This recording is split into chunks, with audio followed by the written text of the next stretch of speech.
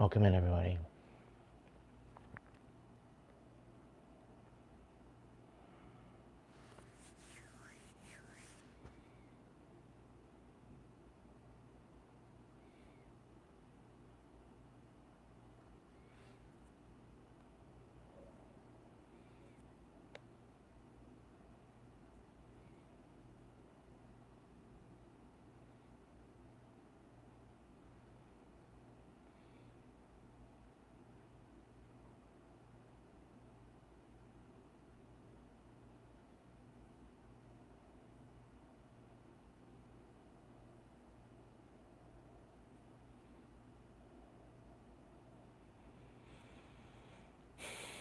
I shouldn't have bothered looking this up.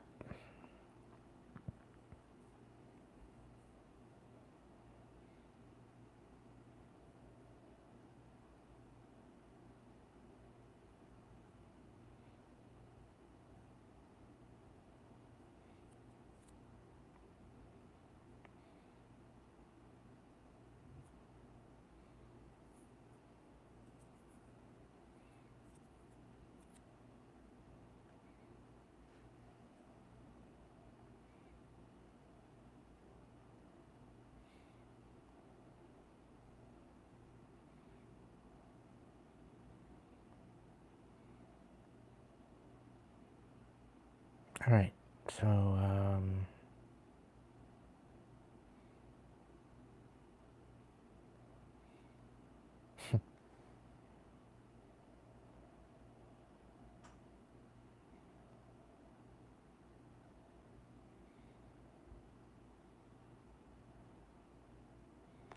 just gonna wing it. Why the hell not?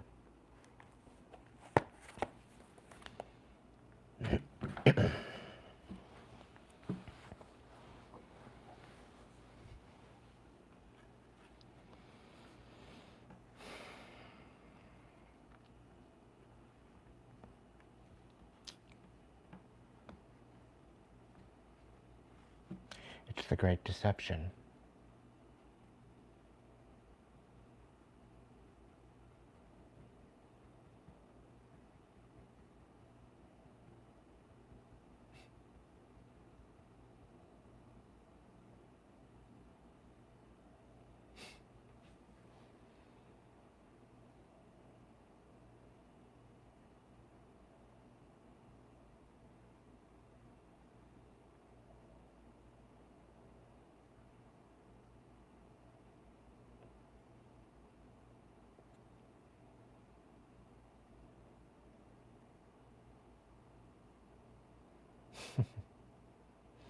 Great timing, Marine. How's it going, my dear?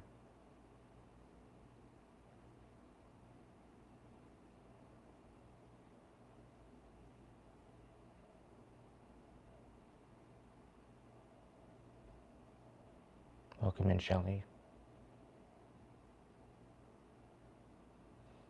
Hey, Zing. Hey, Mo.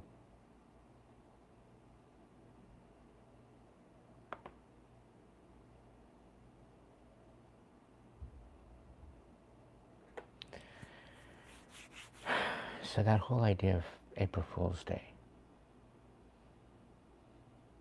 I really didn't see much all day today.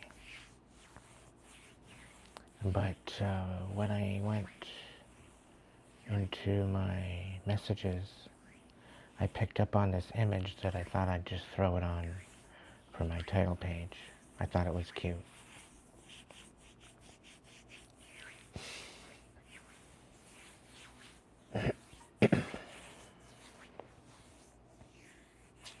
I think Jesus would even give it a little bit of a giggle.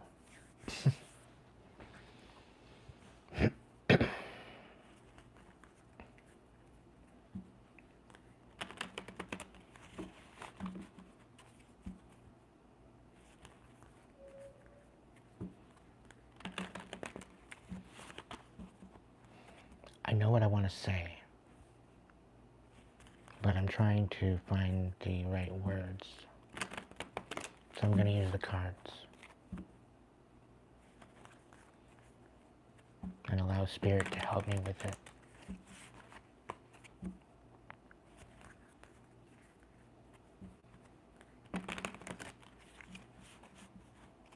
And I'm having an epiphany as I'm sitting here. But it's too hot for YouTube.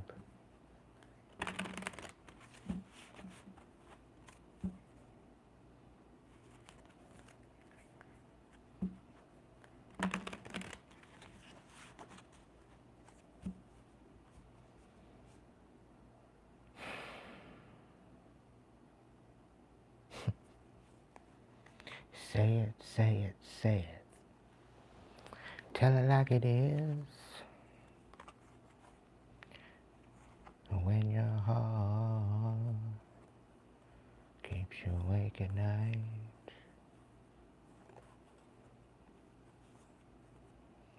Say it, say it, say it. Tell it like it is.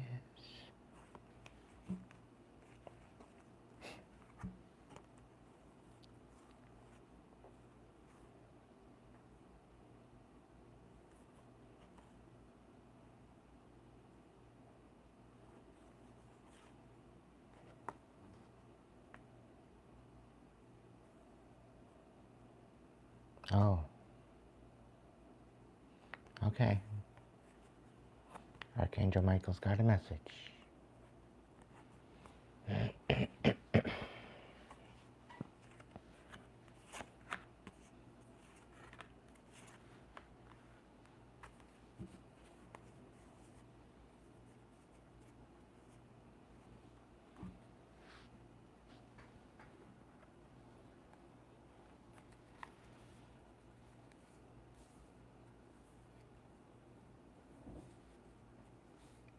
Okay, Spirit, what do you, like, there's so much coming in all at once right now.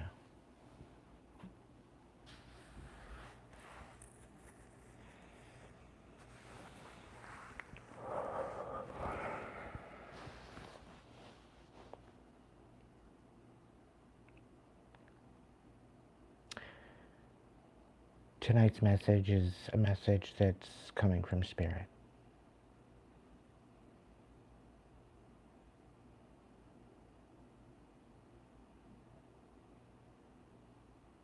Specifically, the same Spirit that looked over the creation of Mother Earth.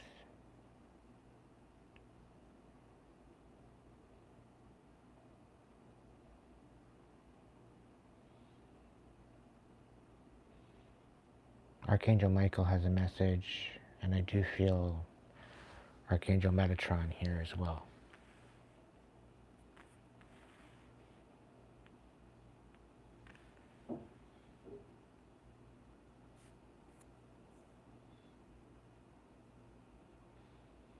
In the beginning, there was a divine energy.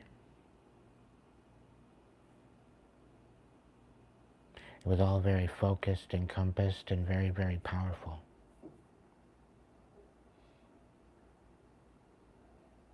We had this available to us in our early days.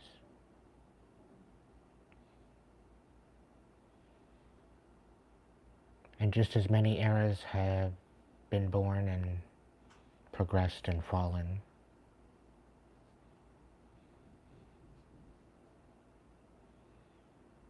in order to make way and give reason of something more beautiful to rise from it, like a phoenix out of the ashes.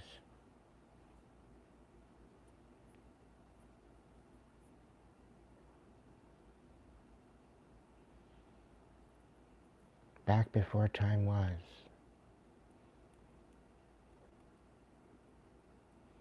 there was an energy and a magic of manifestation. And this same magic is the magic that trees and terrain and different aspects of the planets were created. It was with this magic that created our reality. And it was all prevalent and very evident.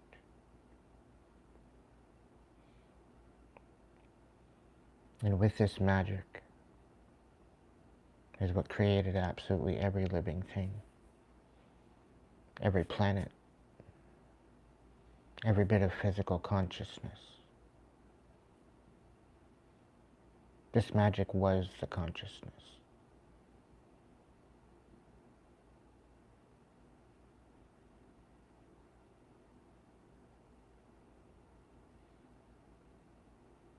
Time and time again, era upon era upon era,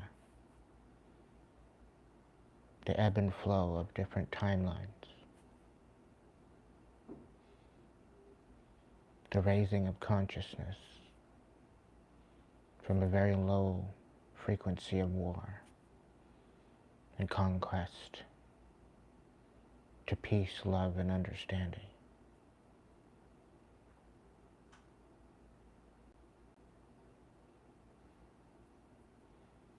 Within this divine energy that established our world,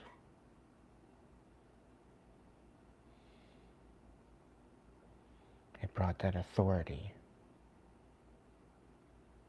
of each self.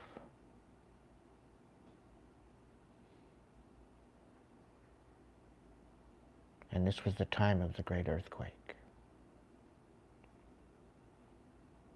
And it was the time of a great upheaval and disaster and downfall.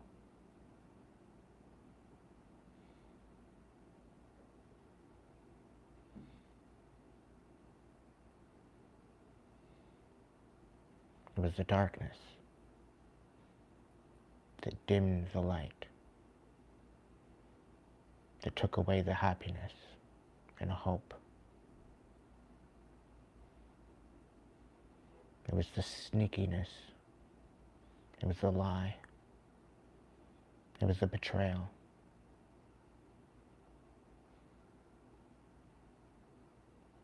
And it seeped into the under crevices of every living thing.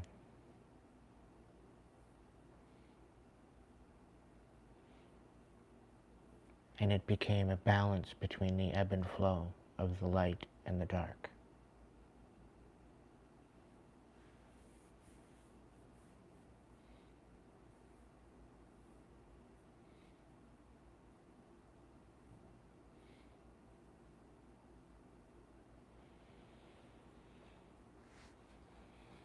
The darkness only gave hold and grabbed hold due to the pain and the suffering that it caused by taking away and diminishing that higher vibration.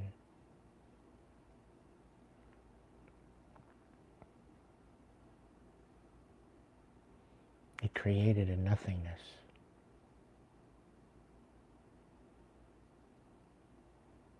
There needed to be a duality to something.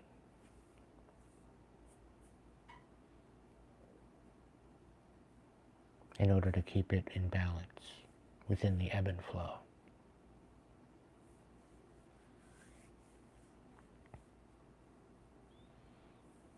But because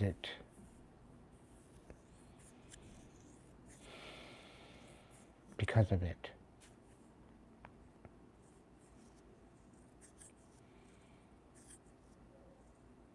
it brings us to a place of being trapped in a cycle between divine energy and chaos.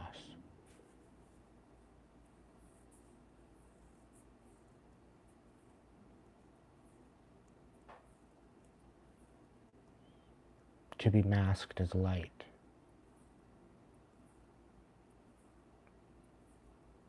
And utilize that as its betrayal. It can shapeshift into that what it's not. And deceive. Because it itself has the same magic as the light. But it is used for ill intention.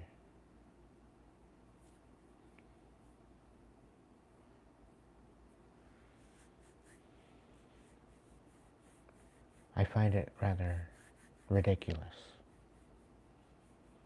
These all love and light people that only think positive, and they put the rose-colored glasses on to everything else.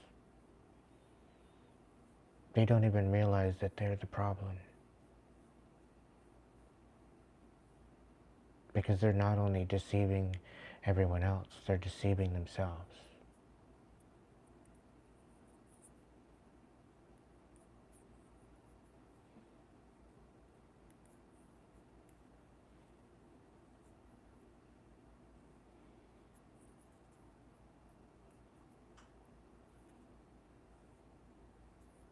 It's definitely not a no joke. It's definitely not a joke.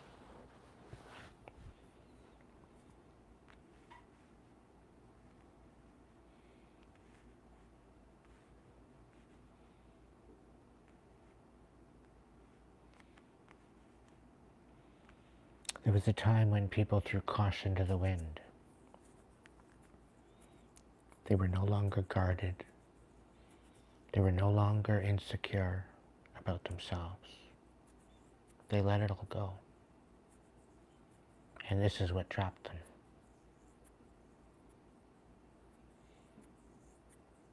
For the people that give up and they just submit,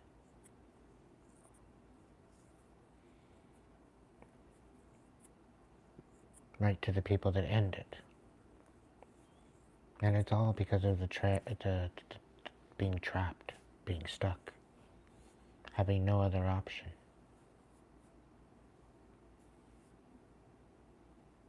There's no compassion, there's no forgiveness.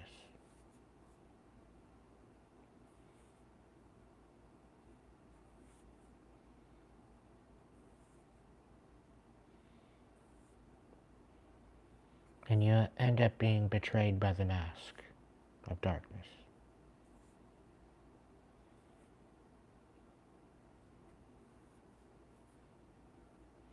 They make the choice to hide who they are.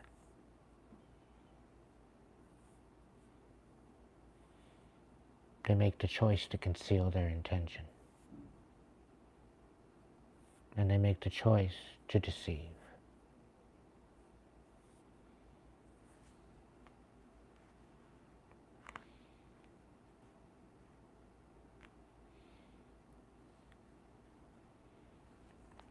And it's hereditary.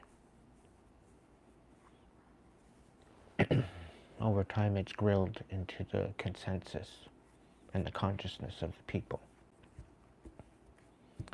through his story.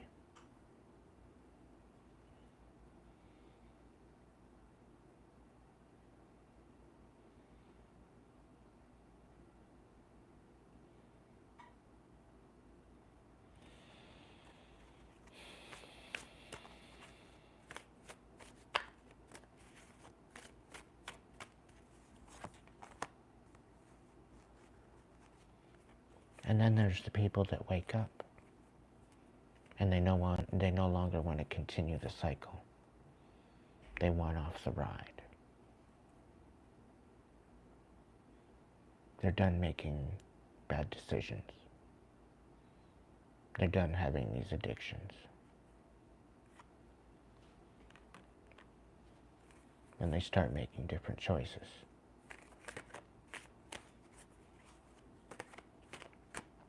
They start to wake up to the pain, to the suffering, to the realization. And they want to move on. Nothing left to say. And block it out.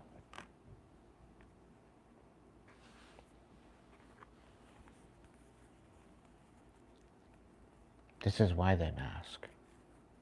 This is why they can't handle being in their true essence of who they are.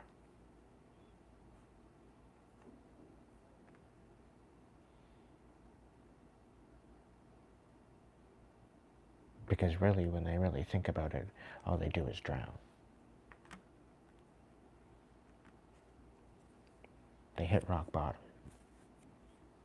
Because they overextend themselves trying to be more than one person all at the same time. And this is why authenticity is so important.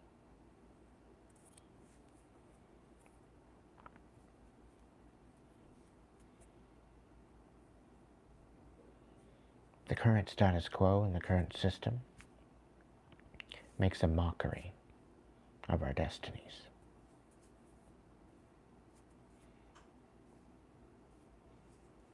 And this is the reason why our current chaos ensues.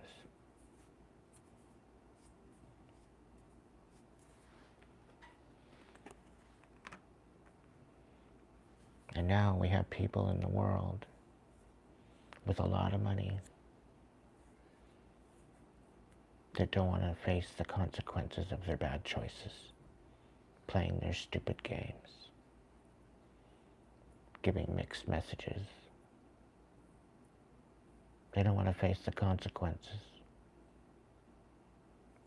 for playing with each other, our lives.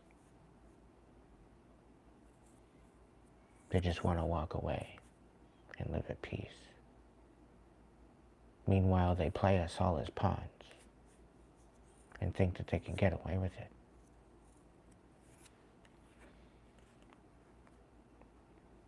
Oh, just have good vibes and be in the moment. Focus on the now. Don't worry about the past. Totally forget about it. Have you had your hypnosis today?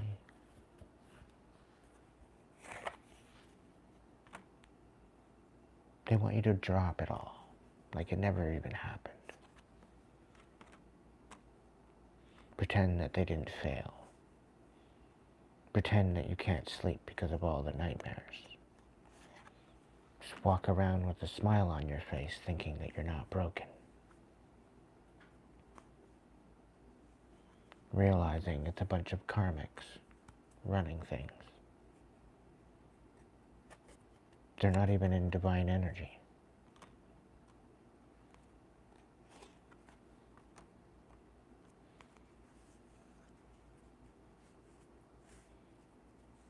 And now they're preventing and running scared because now bridges are being burned.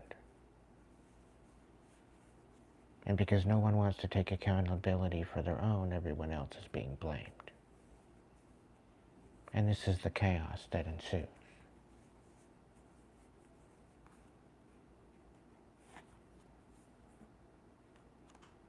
It's doing what it's supposed to. It's instilling fear, it's dropping the vibration, just exactly what they want. Because the lower vibration that we are in, the more palatable, the more manipulative they can be to us. They want us in our emotions. They're fiending for their adrenochrome. They want us worried about the future and not really succeeding, surviving, maybe fighting for your life. Collective, I know I'm not the only one going through this. It's evident.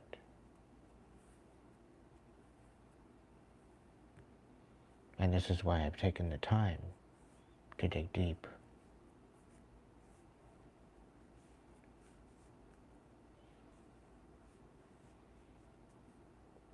The biggest joke going right now is you.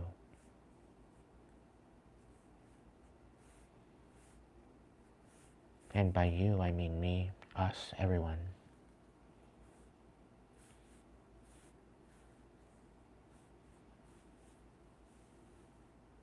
Because as long as I've been alive, and as long as Jesus has been alive, history just continues to repeat itself over and over and over again. And it's mainly because we've forgotten our divine energy. The divine energy that is you.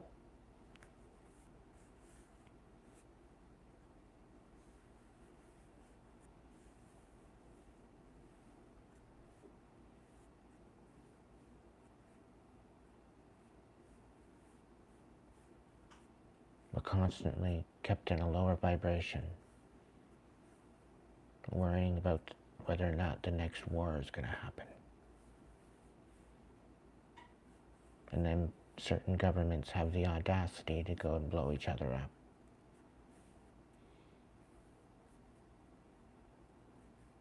I mean, we already know throughout history of the Crusades and other different wars.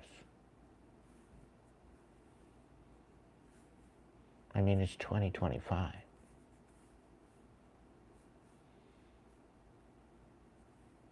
We don't need to become a one world anything. We can just be in our own areas with our own names, just as what they are now.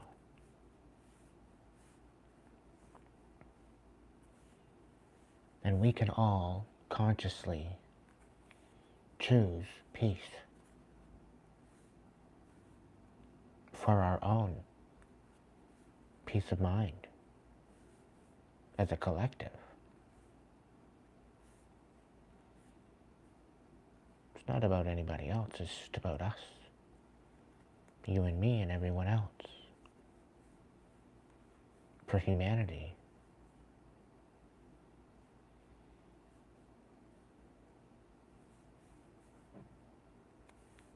These governments were initially pumped out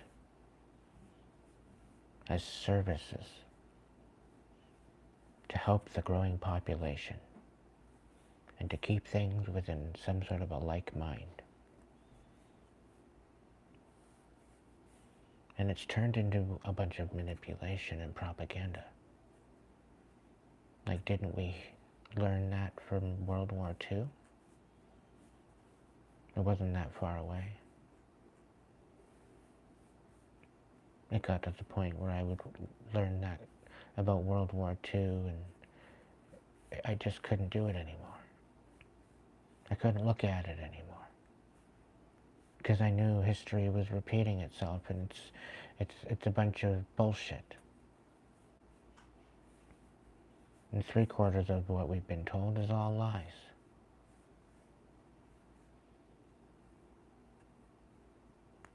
Do your own research. You don't believe me? That's not my problem.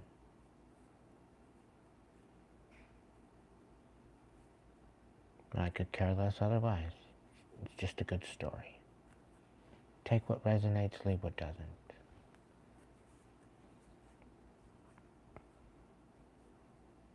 I've seen what I've seen in the world. And anytime I've meditated with the Christ consciousness and I've communed with Jesus, there's days where I've wept.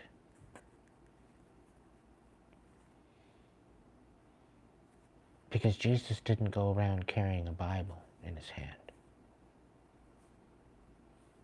And yet, the Christian religion is boasting that he was Christian.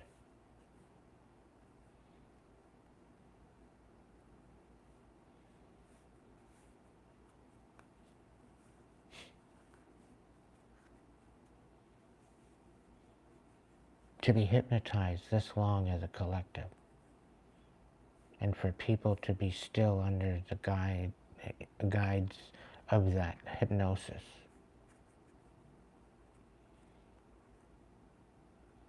Within the Bible, within the First Testament, and the second,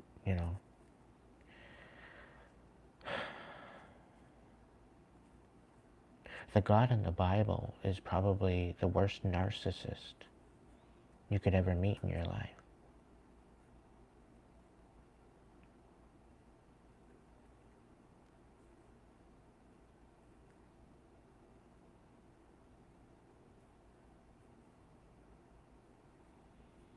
It's funny, when I lost my faith, when I couldn't look at it anymore, many years ago, because I'd been to many different churches, and none of them made sense to me.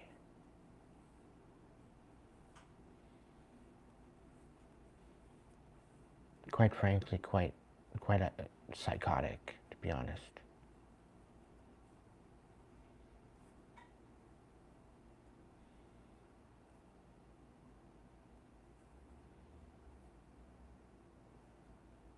And to think Jesus died on the cross for our sins. And the fact that they made the 25th his birthday.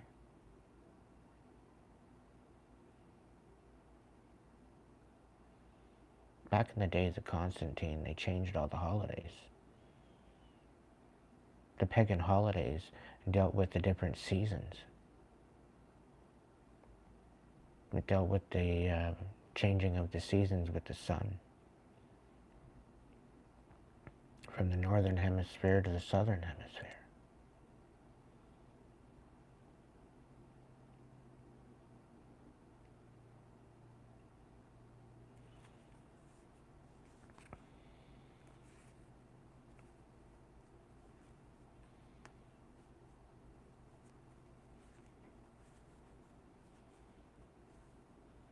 If Jesus had a choice, he wouldn't have died on the cross that day. And he wouldn't have got hung up on the cross.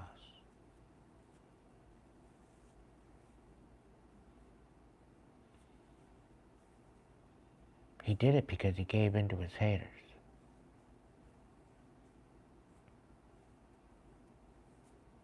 He gave in, he gave up.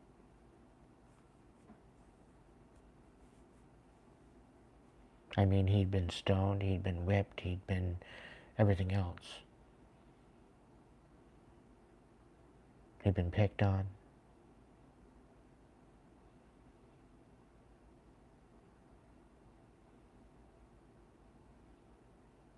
He could melt any heart. And this is what gave him a lot of power. And the only ones that could handle him were people that were infiltrated by the nothing and by evil.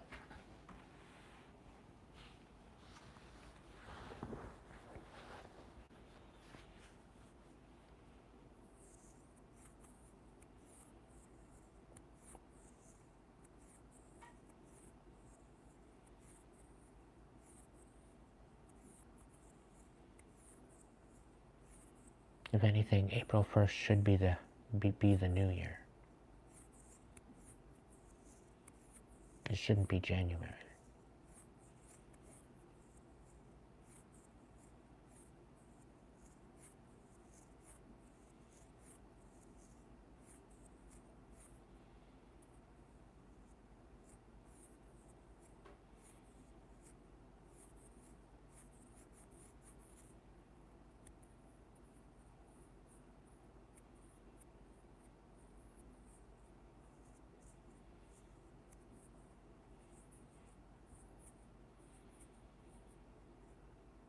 March and April are the first days for the seeds.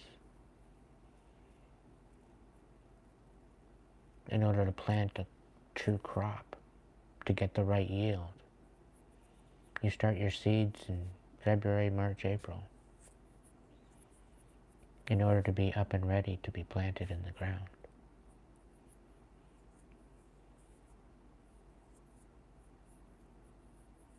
Otherwise, if people start planting and seeding after spring, your yield doesn't come till autumn.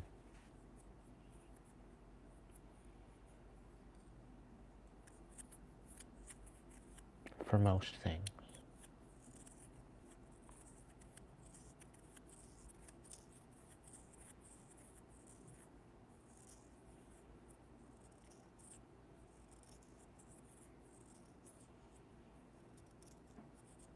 To have him be revered by so many, yet to have him be mocked and betrayed.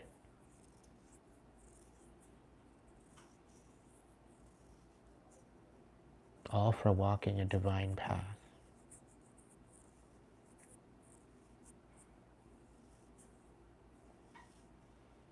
And having people that feared him.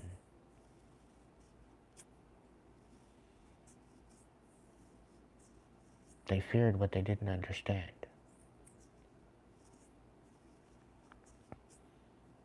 And And just as he was a divine being,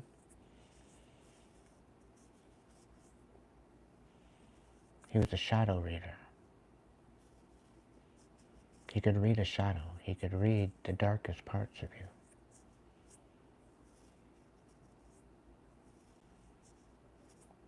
He was like a mirror.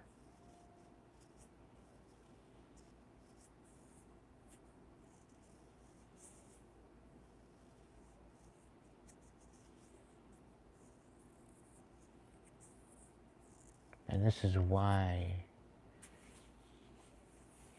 he was sought out. Because he was releasing people from the hypnosis.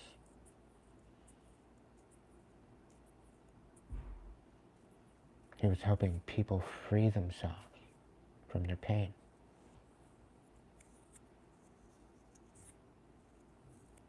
And he did it all by walking on water, which is a metaphor.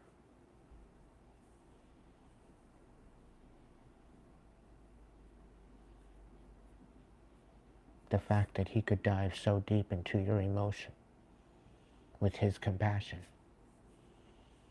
He was able to heal you and heal your soul and free you from your trauma and your pain and your hurt and your broken heart. And this is why people loved him.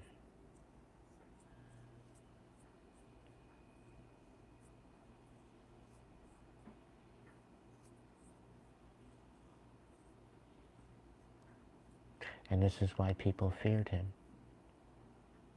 And this is why people hated him.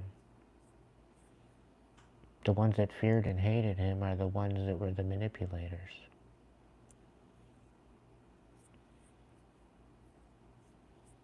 They were the ones that were out deceiving people, playing them as pawns.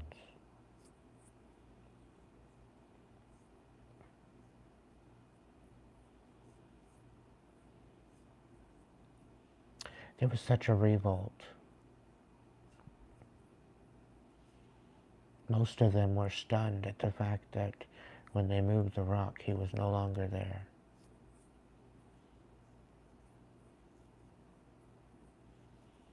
And to have witnesses of him rise was the fabrication of his getaway.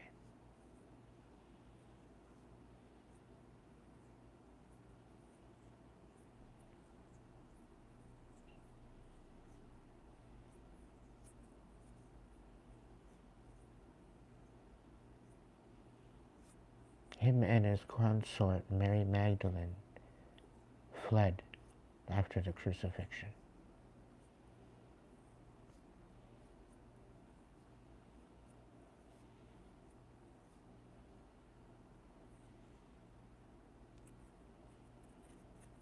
I know where they fled, but I will not state. But they lived out their life, had children,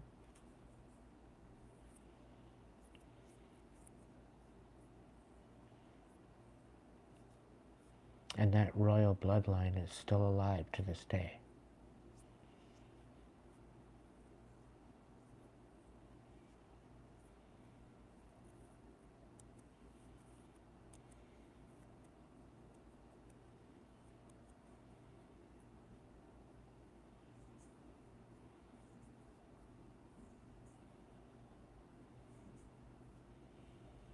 But there might come a time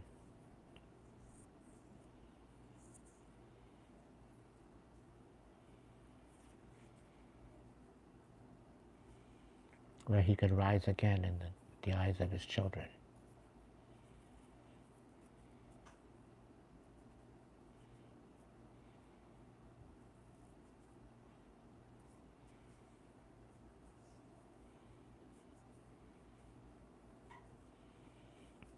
His adversaries created societies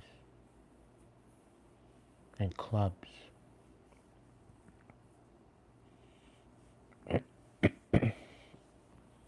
thinking that that could help control the situation. But people grew, people elevated.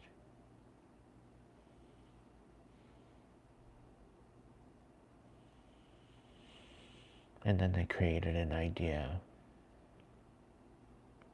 of a book.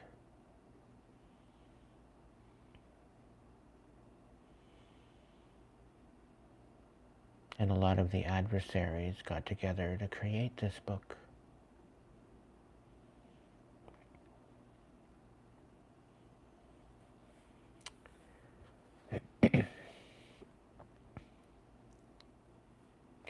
And they exploited these people that had stories and scrolls.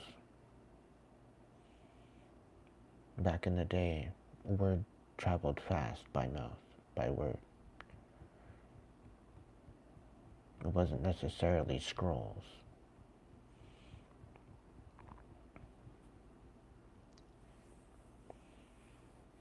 It's not like they had paper and pen.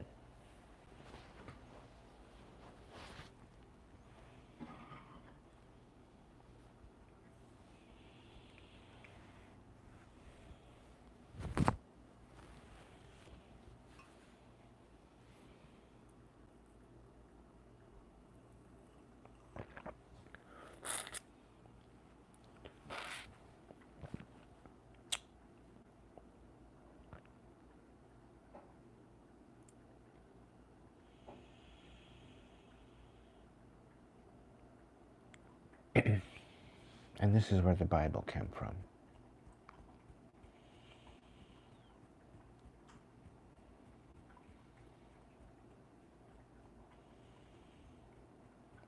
This is why they call it the Holy Book. And this is why they work Jesus around it.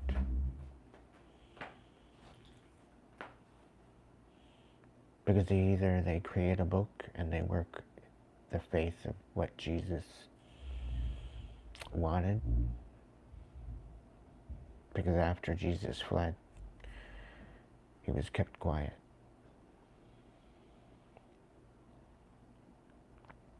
He was kept hidden.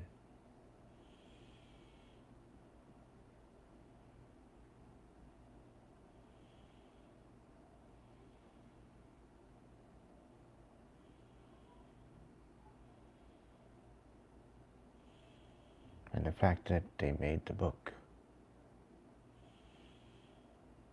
to exploit his message and to create a great deception of his story.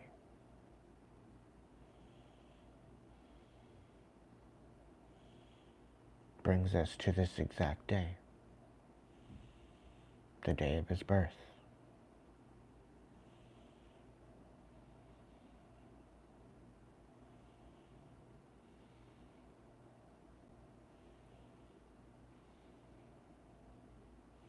And this is a no joke April Fool's. This is history.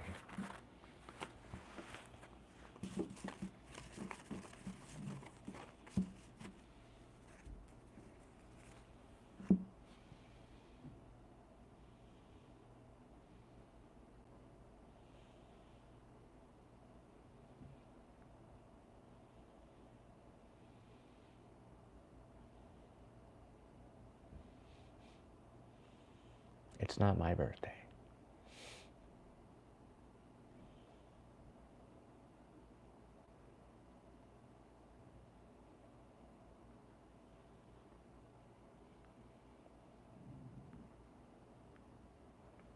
Isn't it ironic?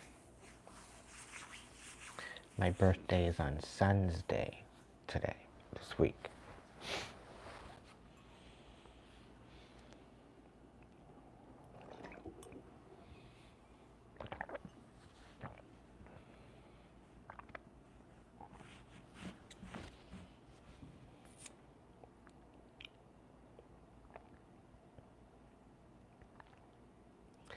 Welcome in, everybody. I haven't been paying attention to the chat. I'm looking at it right now.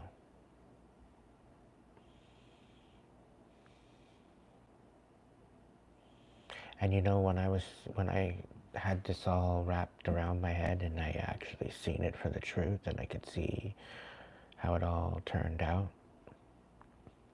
I wept. I cried like I was a basket case.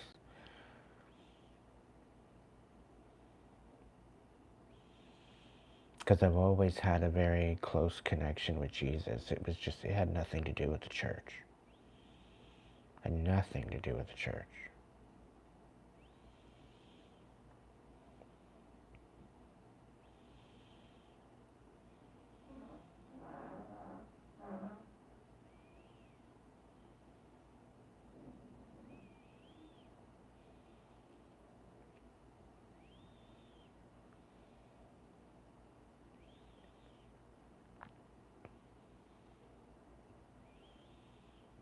Patricia,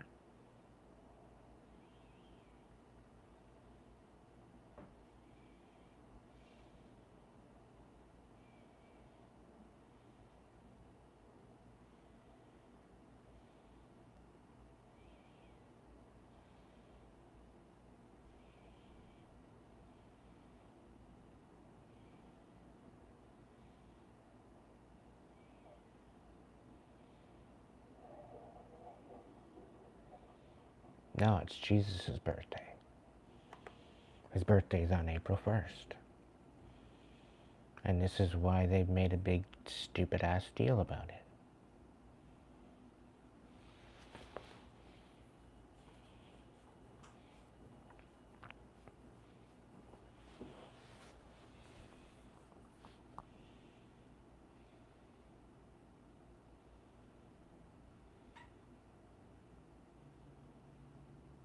No, that's not right either, Patricia. The true church is within your heart. Why do you think I say that it's very, very detrimental and it's very important that you create that inner temple?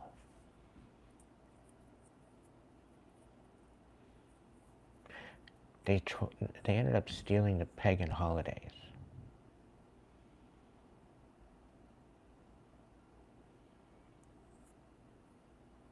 And this is why it was put on Christmas Day.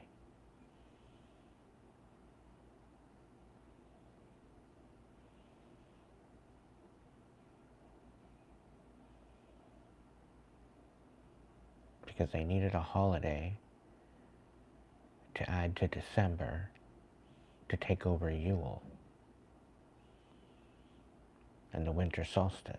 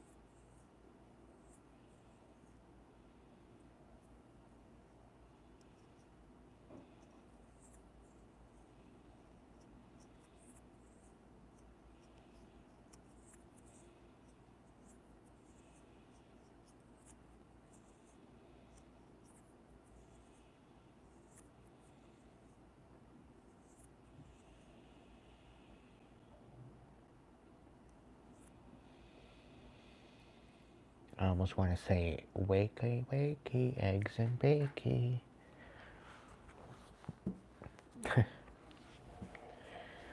But Jesus don't eat pork.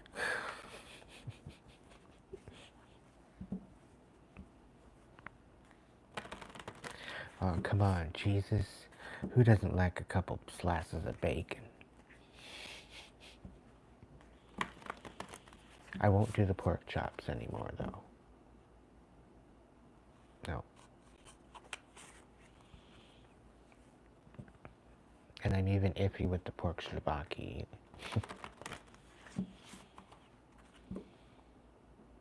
Beef and chicken, different story.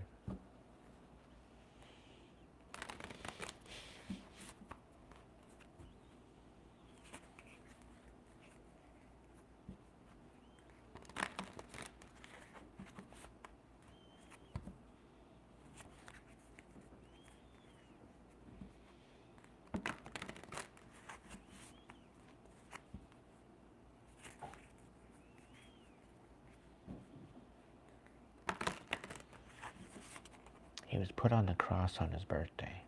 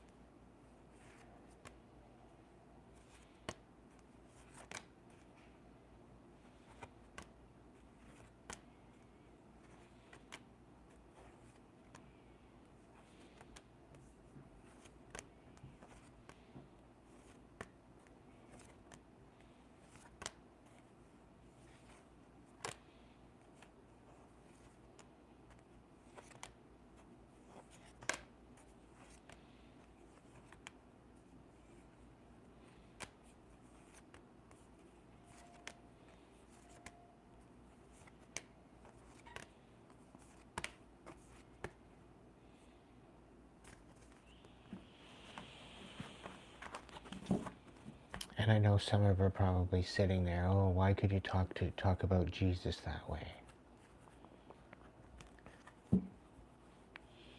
You probably didn't hear the point where I actually have a very close relationship with Jesus. I channel him quite a bit.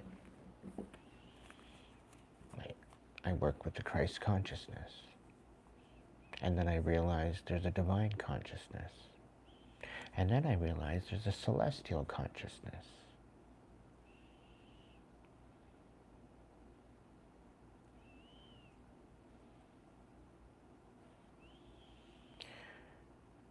Earth is a very interesting planet.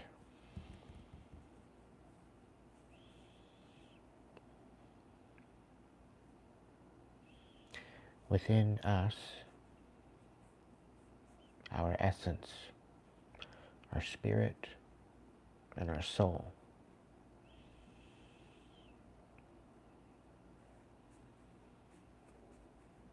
it is what holds the memory of our life upon lifetimes.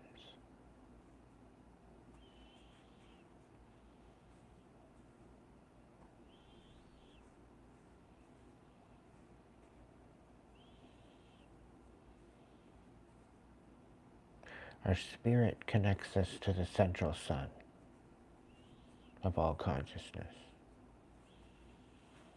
The central sun is at the center of the universe.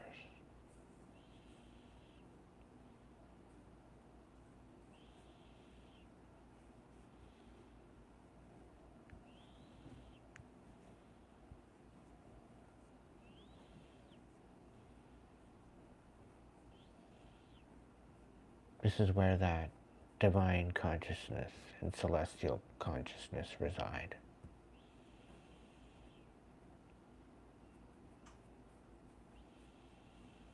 When you have the right frequency within yourself,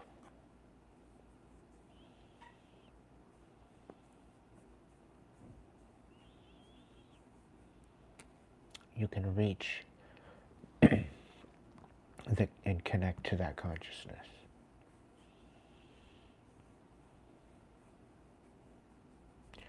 The frequency of an ant, to a spider, to a slug, to a fish, to a bird, or a butterfly, or a deer, a bear, a moose, a wolf, a cat, or a human.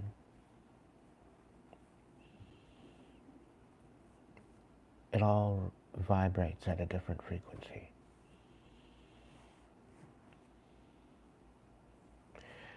When we come into Earth, into the Earth plane, we have the opportunity to create, to be, to experience, all in itself, to be at that particular frequency, whether it be a butterfly, what have you. And this particular life that we are in now, we have been given the opportunity to embody a body, a vessel with a brain, with a heart, with a soul that was created by the elements of creation. Earth as the matter of our skin, air with the ability to breathe, fire with the electricity of our hearts, and water with the blood that runs through our veins. As well, spirit, which is part of our soul.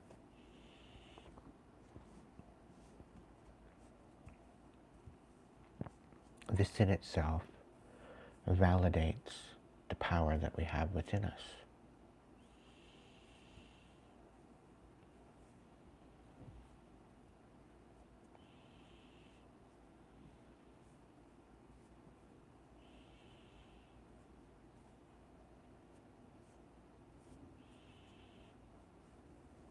Just sit with that for a minute.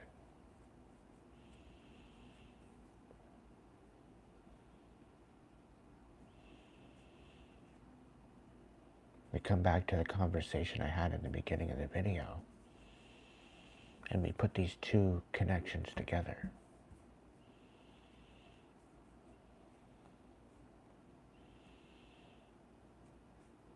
In the human form, we were actually born magicians. We all have the same essence. We all have the same chance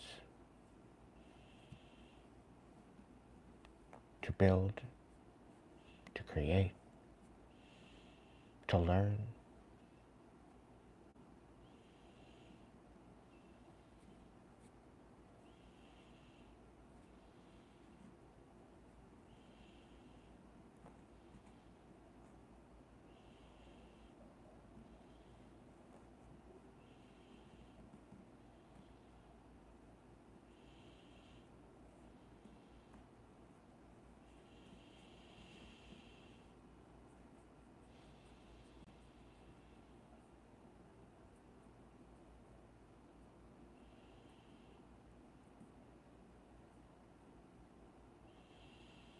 We don't necessarily go through things.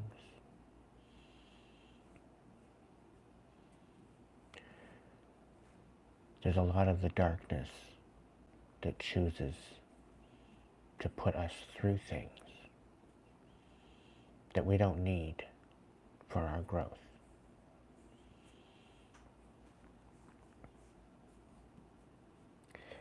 If we didn't grow up abused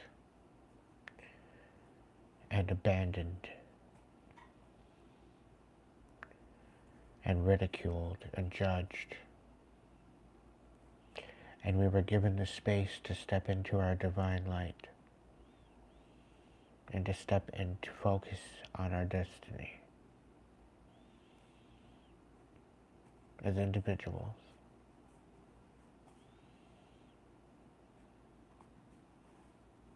this whole world would be a different place.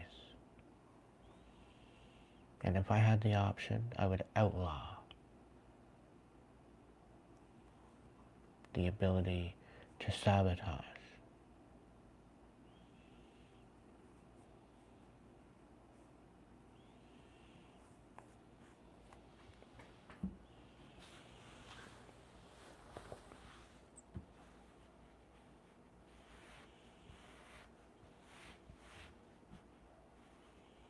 Because there are companies out there, and there are governments out there that keep you trapped, and keep you leashed, and keep you from succeeding. parading around with a mask on, saying that they are there to help, that they are there to make sure everything is good and they're there to regulate it. When all it is red tape and absolutely disgusting taste in businessship.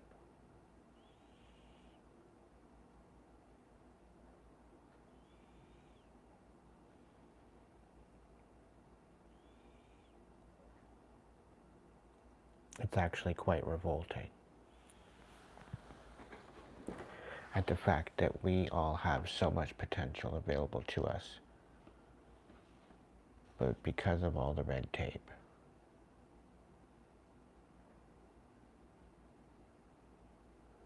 yeah, it did happen. They were all hunted down.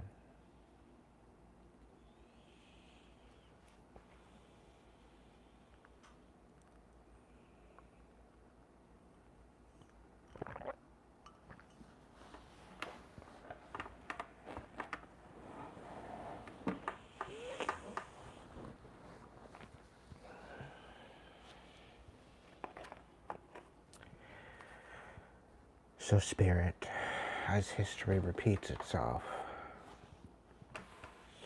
as a collective, where do we go from here?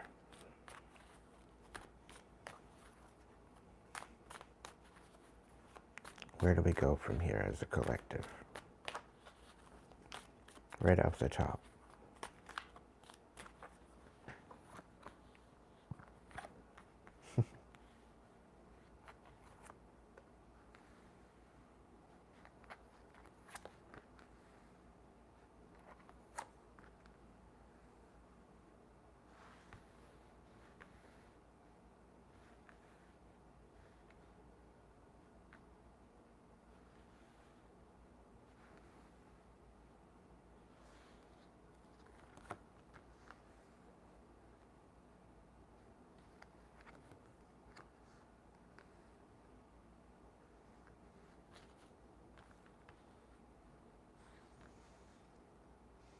We're sitting here with the Six of Wands to start with.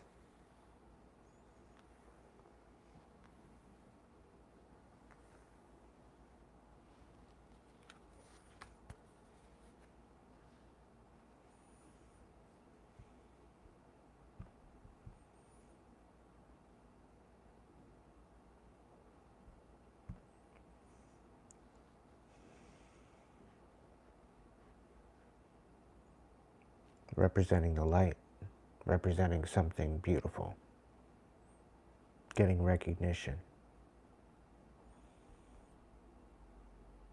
for what's within you.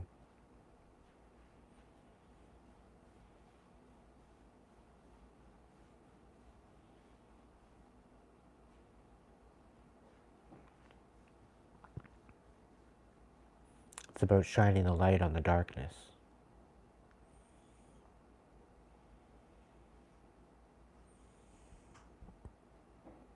And reaching for the stars.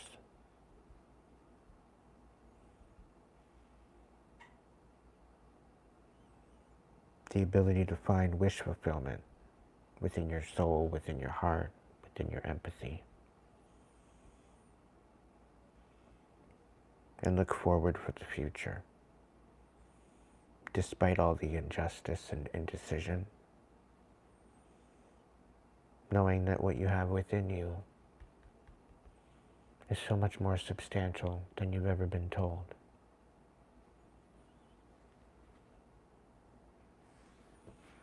To recognize the rebirth of the divine consciousness within you.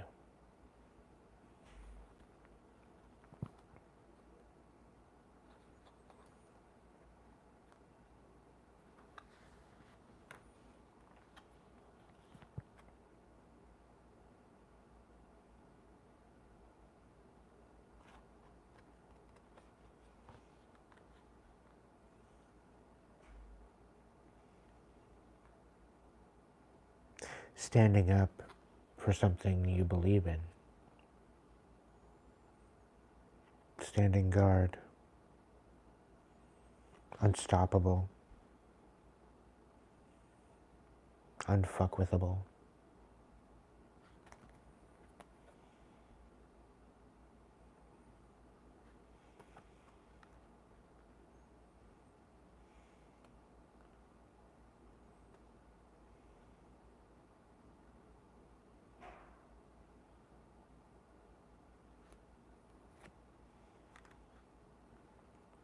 It's showing that the indecision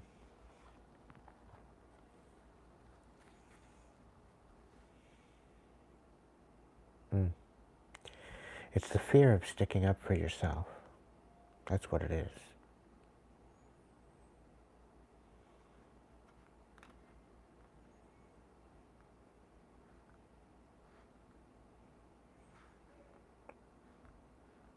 It's the courageous act of standing on business.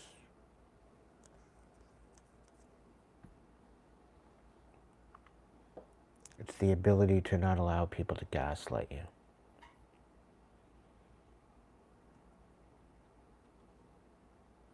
To take a leap of faith forward.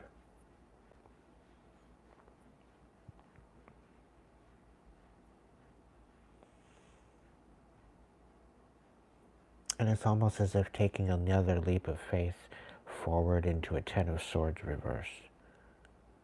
Into the same old cycle over again. But this time it'll be different. This time it'll be better.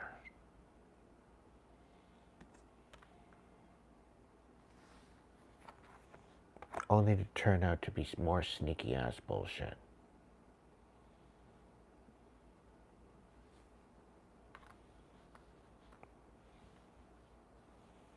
Trying to get underneath our defenses. Trying to balance out. And gaslight.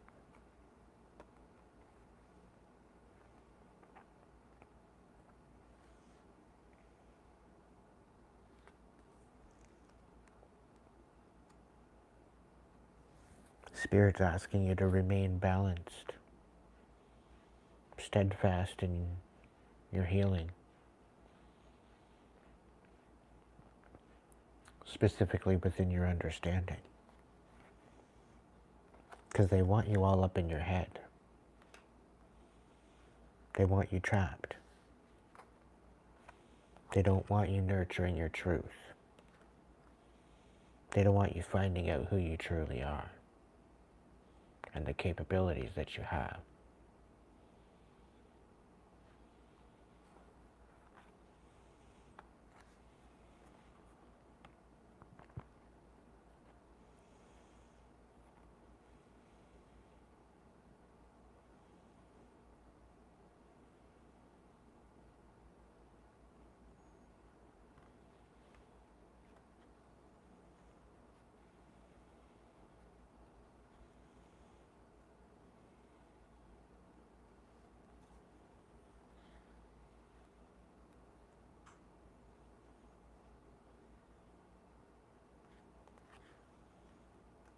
So this is partially as to why these groups have been created.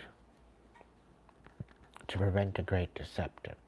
To provide and to produce a great deception.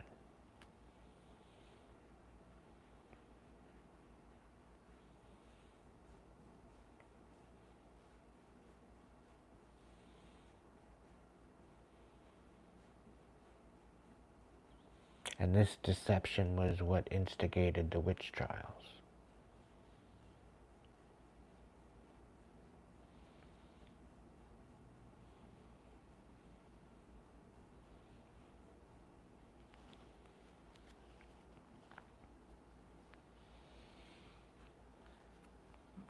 The witch trials were one of the most sadistic manslaughter massacres in all of the world.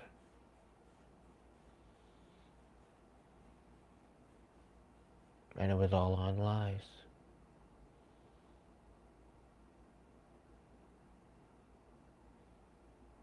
It was all on deception.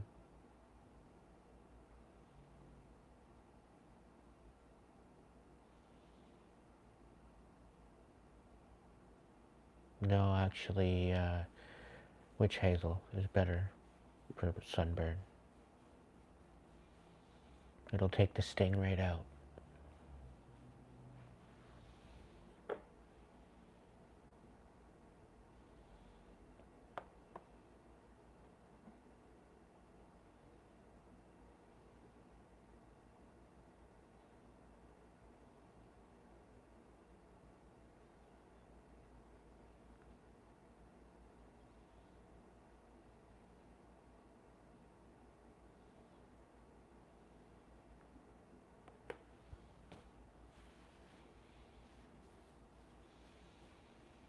And if you mix vanilla with it, it makes a great bug spray.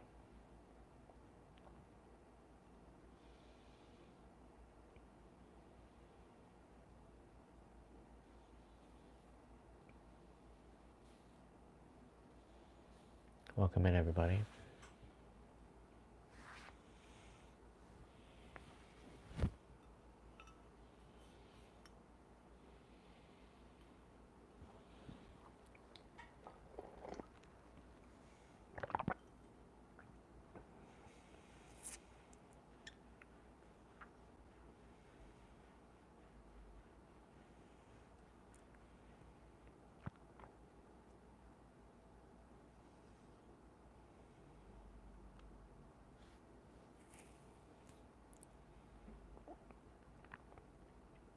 It's interesting how a particular person thinks that they can go around dictating to the world, and their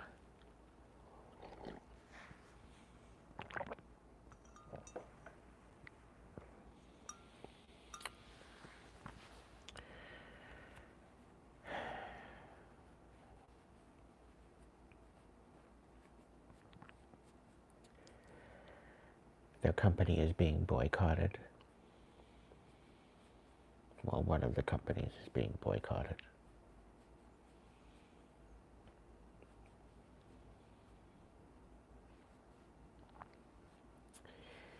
If there wasn't so many unhappy customers, not happy with the current status quo of their situation and their purchase and their investment, and you actually had happy customers, instead of people that just kept their mouth shut because they didn't want to make ripples, and now all of a sudden you're sad because they don't have very good reviews for your product.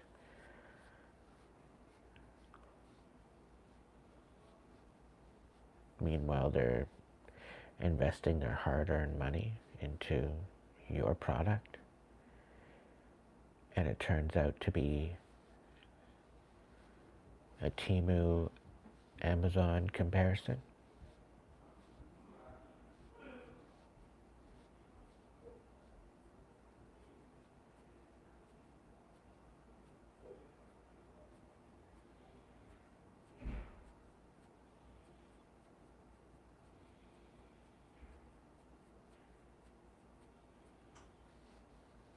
I guess the proof is in the pudding.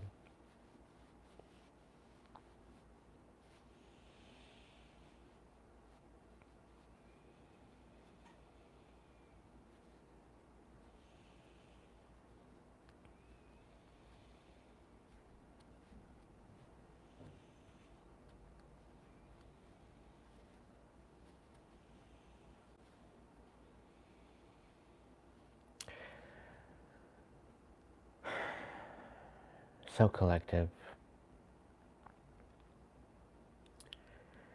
In a perfect world, if I had a magic wand, and the day I started these videos,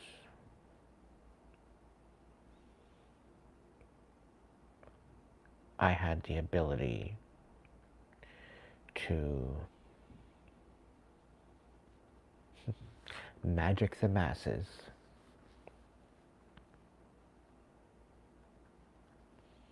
into stepping into their highest timeline. After a year,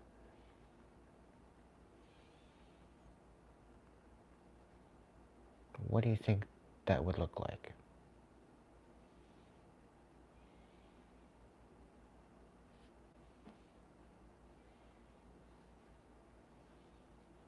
if we actually had the possibility to step into our full power of who we are as a human being,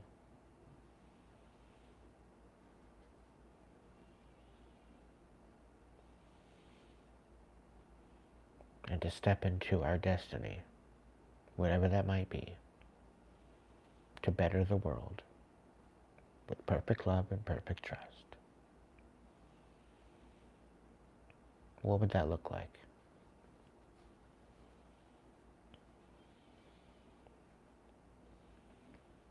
What would it look like to actually believe in magic again? The very essence of life itself, of creation.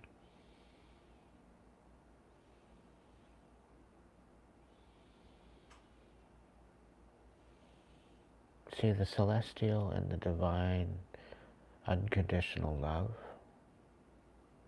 is very compassionate.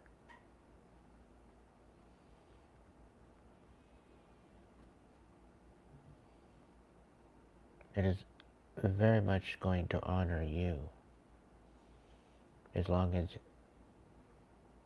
you honor it.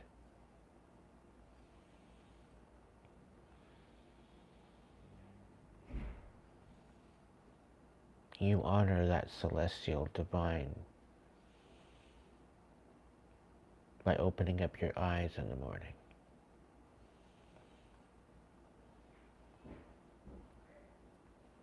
By moving through your existence with courage and creativity.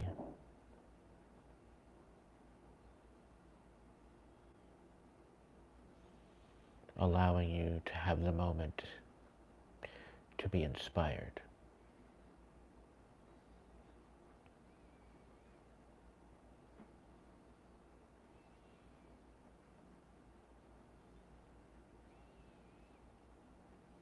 It's very, very difficult to be within our difficulties and our trials and tribulations and challenges at the current moment. There's quite a few of you that are going through a lot of pressure, a lot of ridicule, a lot of judgment. And a lot of this pressure is because we choose to hold on to it, as if it mattered.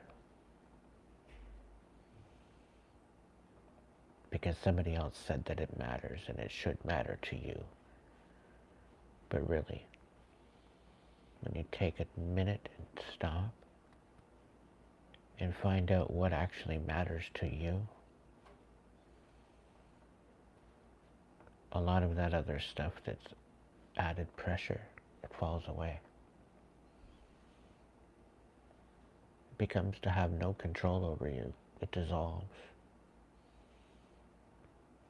Because at that moment, you decide to focus on what's important.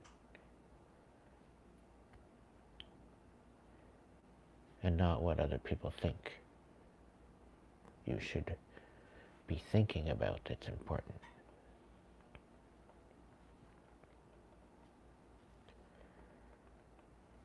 An essence of letting go of all that does not serve you brings you into a different timeline.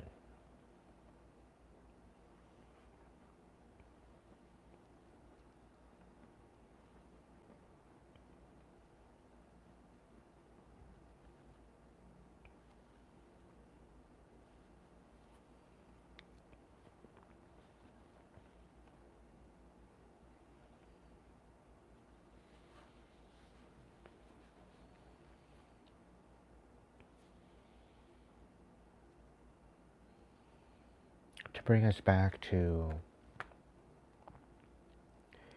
the ability to succeed,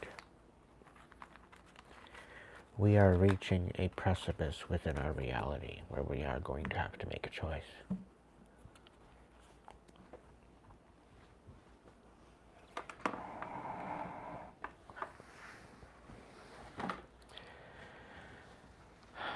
And I hope for all our sakes that we do not choose war.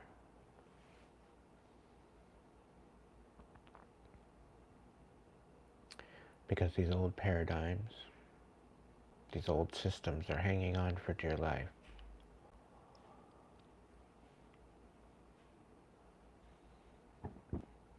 Just as they start to slip away and become insignificant to the current status quo. If all of the people were to just raise your vibration to a higher vibration, despite all the chaos, we could change the trajectory and the balance and energy of the earth just by raising our frequency. We don't have to go anywhere, we don't have to do anything, we don't have to go out and buy anything, it's free. It's all having to do with your energy. The greatest part about this is keeping focus. Raising the energy to a higher frequency. And now this doesn't mean that bad things won't happen. You might hear some rumbling, you might watch a volcano erupt, you might, there might be some storms. But it's because it's the darkness fighting back against the raising of that frequency.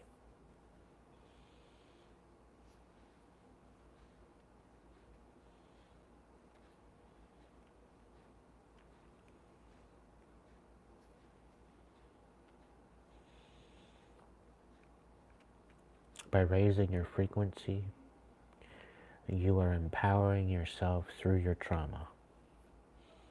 You are overcoming your trauma. You are overcoming your broken heart.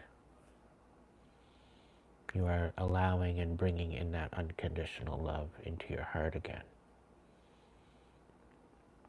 Replacing the emptiness with that beautiful, clean, loving, unconditional energy. The nothing tends to overshadow it and create a space where it's no longer possible. But this in itself is an illusion. It is a dark masqueraded magic to glamorize the darkness.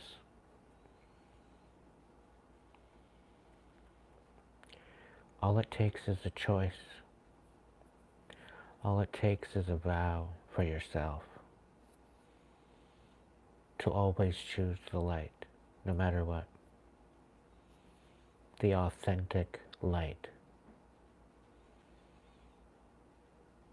Anything of the dark, false light is not welcomed. It's banished indefinitely.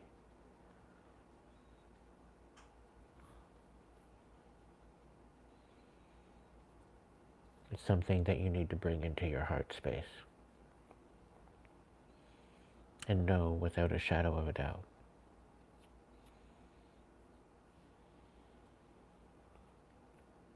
And this is why I've said that healing your trauma is very crucial, specifically in the next year or so, last year. I didn't stutter. And I repeated myself over and over and over again, and that's exactly what made me tired. Because it seems as though a lot of my message has fallen on deaf ears, just as I thought it would. That's not my fault. I've done the work. And I continue to do the work, because it's a daily thing. Healing never stops.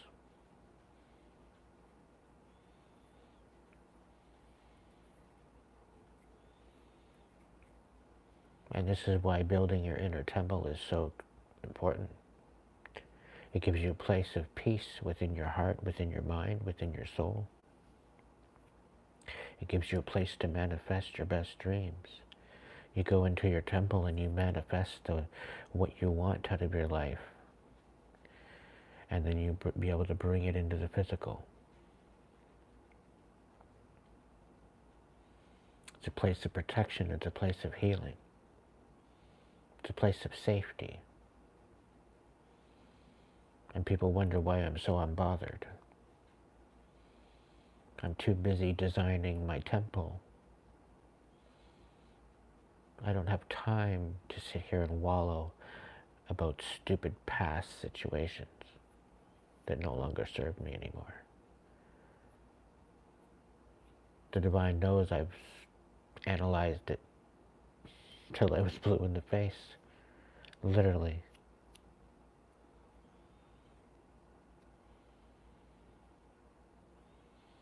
I can't look at it any other way than what I've already seen.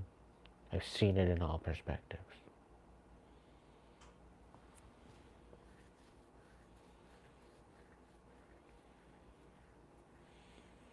The only thing left is to assess it and see it at face value.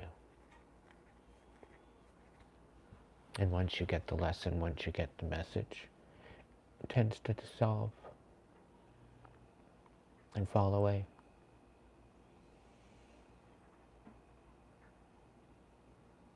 With this falling away, it creates a lightness in your soul. And as you do that, your frequency rises.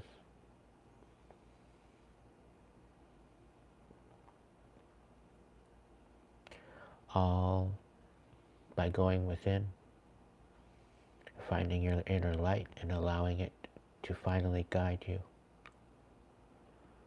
into your destiny, into your calling.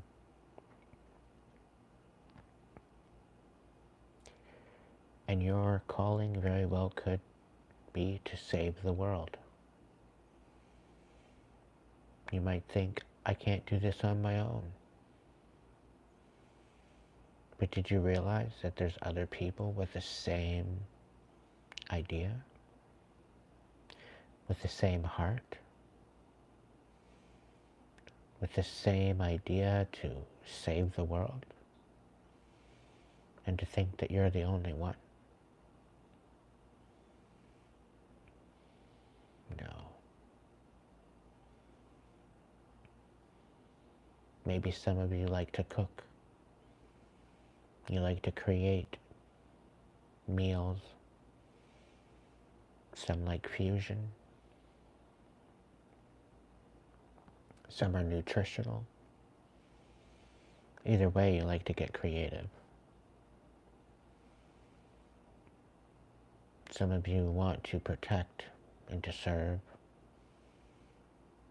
and to be a part of a community.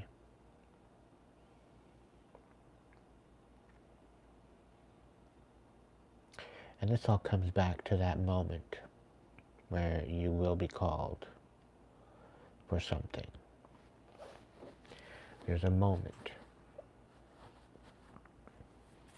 a divine destiny for each and every single one of us. I know there's some people, well, what the hell is a destiny, Aiden? What makes you so fucking beautiful and powerful that you deserve a destiny?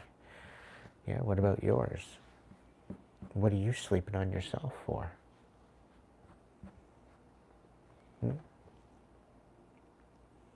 Why are you sleeping on yourself? On your potential? Thinking that you're not worthy? Thinking that you don't deserve to follow your destiny? To think that you deserve to sit on this stupid ass hamster wheel and just continue with propelling the machine?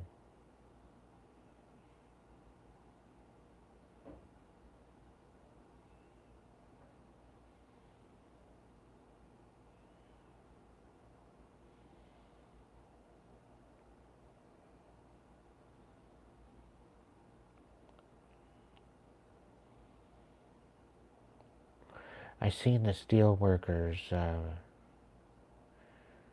union manager get all pissed off on the news earlier. Because with the tariffs, apparently Trump is forcing the steel union out of work and into unemployment.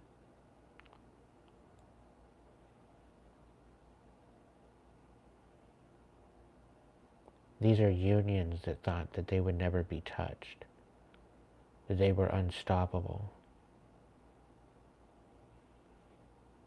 These are conglomerates of people with a bunch of egos, thinking that they're part of some sort of solid seniority, that they have seniority because they're in a union, when they're nothing but a bunch of fucking pawns. Slaves. Steel slaves, to be exact.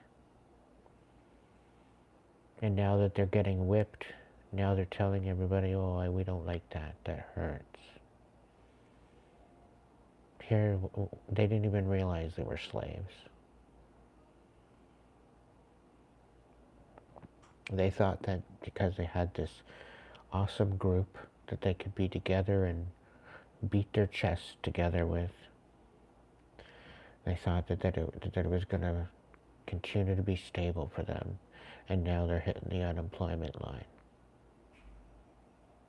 All because of a bunch of tariffs.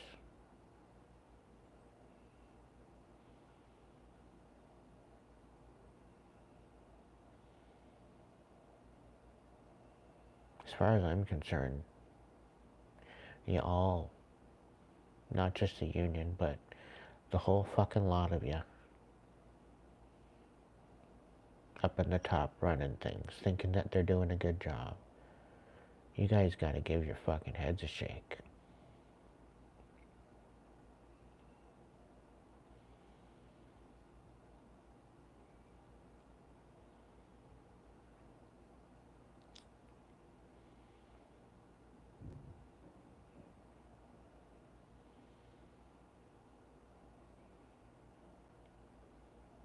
The reason why I'm so unbothered is because I've literally got nothing left to lose.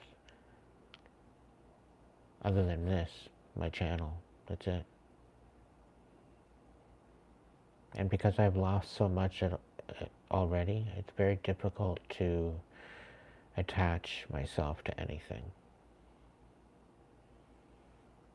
So my channel is helping me to open my heart more.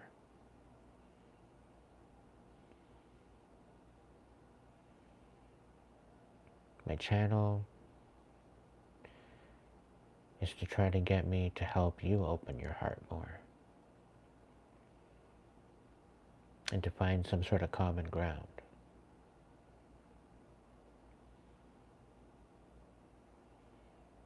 Sweet dreams, Ryan. Please be good to yourself. And if by chance you can't sleep, you can message me and tell me what's actually going on. Give me your lowdown, your little synopsis as to what's going on.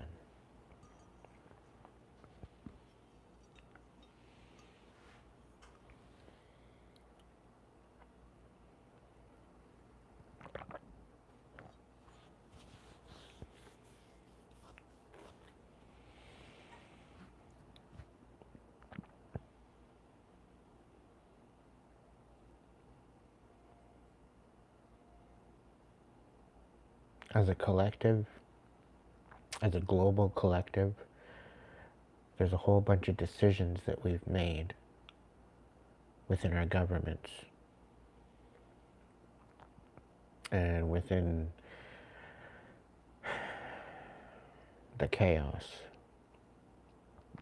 that needs to be resolved as soon as possible.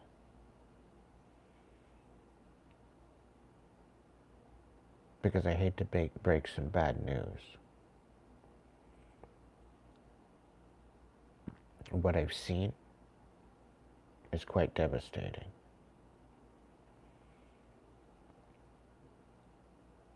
Are we going to get through it? We have the potential to get through it. But we also have the potential to annihilate ourselves as a collective, worldwide. The world would continue, but it will take millennia for it to get back to some sort of living ability. And it's pretty sad as 2025. And it's kind of heading that way. I figure we would have actually evolved over 4 worlds. Now that we're going into the 5th world,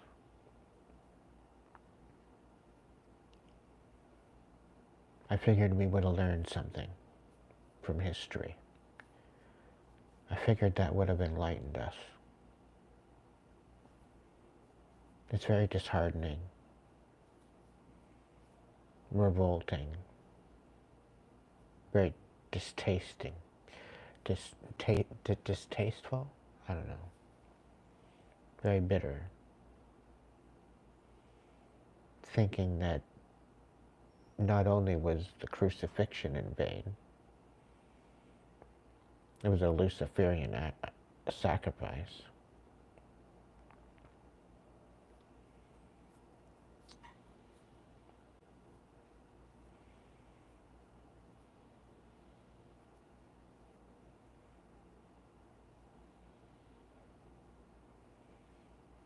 Considering World War I, World War II, even all the war out in Iraq and Afghanistan and Iran, everywhere around the world, throughout our history, it just became to be on a grander scale with the bloodshed, thinking that we were actually solving something. Meanwhile, since the crucifixion, we've had more people die in vain.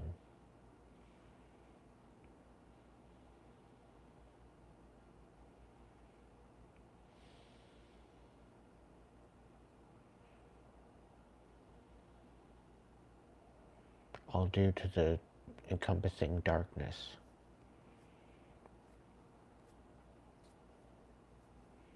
To the fact that people would rather give up and submit to the darkness than shine their light.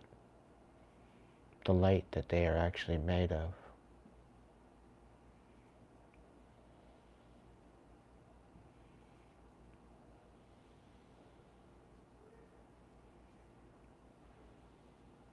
To step into their full potential.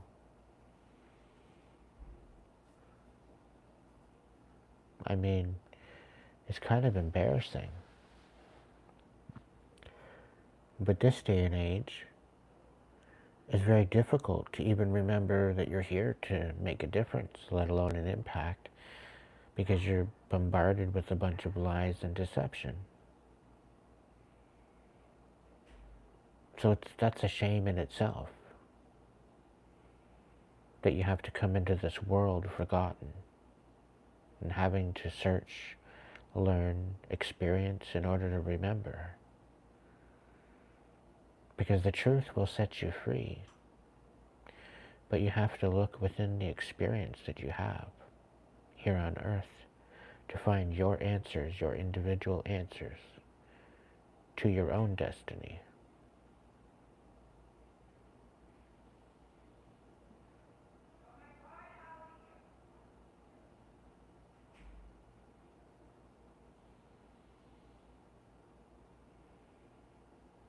Some of us, yeah, we might think we're running out of time. Some of us think we have lots of time to think, to do, to make a decision.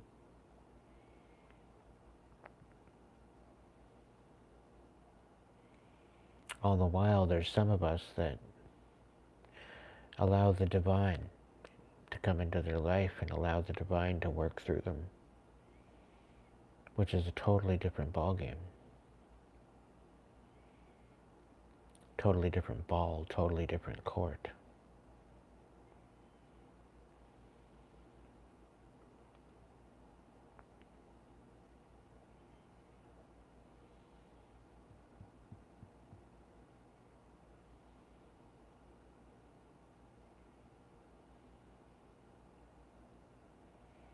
The ability to recognize your own potential is paramount to your survival.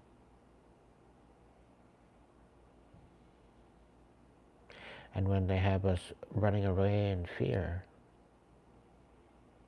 all due to a bunch of illusions and friendly hold on, friendly fire, because it's all a charade. It's all a stupid charade. And all the world is a stage.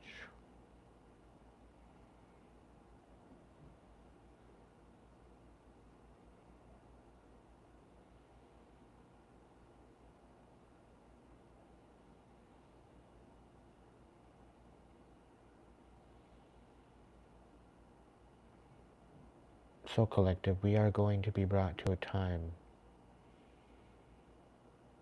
where we have the ability to make the choices in our existence. We have the ability to make these choices for humanity. There's more of us than there are of them.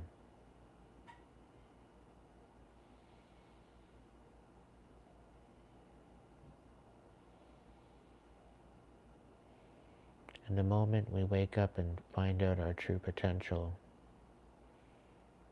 and start manifesting our destinies, and we step into the alignment of who we are, everything else is going to fall into place.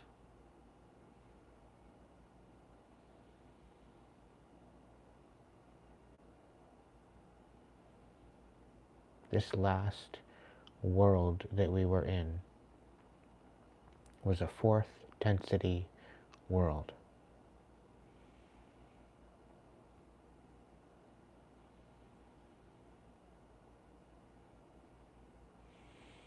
We're finally moving into a 5 density world where our spiritual essence of who we are will be at the forefront of our existence. And here, there's people trying to put a chip in it, try to control it, when it's none of their fucking business.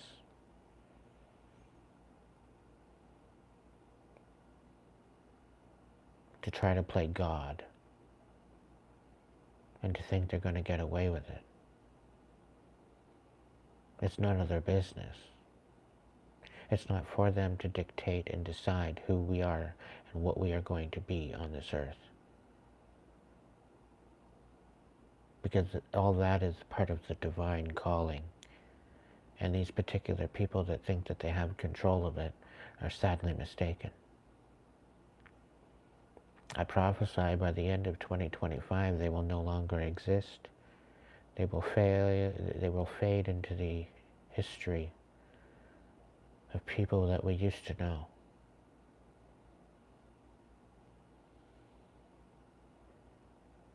And this is going for the people of pain that have brought tremendous amount of pain to our world.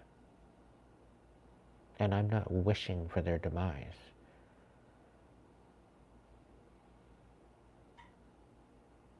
But if they continue on the pathway that they are, trying to gain control of something that they have no control over, they need to go within themselves and find out why they're trying to gain control of something outside of themselves when they haven't even got control of themselves within. They can't even begin to wrap their head around with what's going on within them, and they're trying to wrap around what's going on within you and the collective.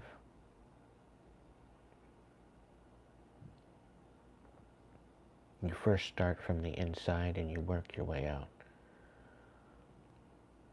And part of that is going through your pain, facing it, and rising from it.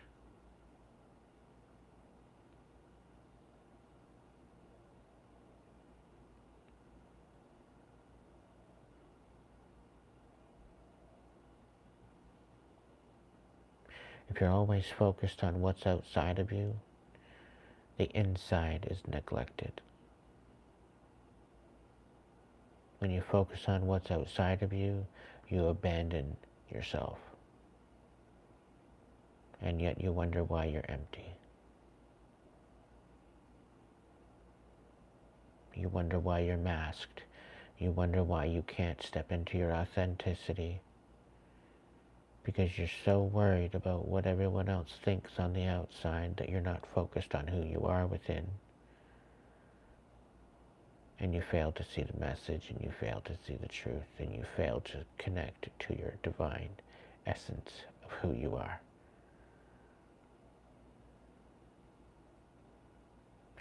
And it's no one's fault but your own.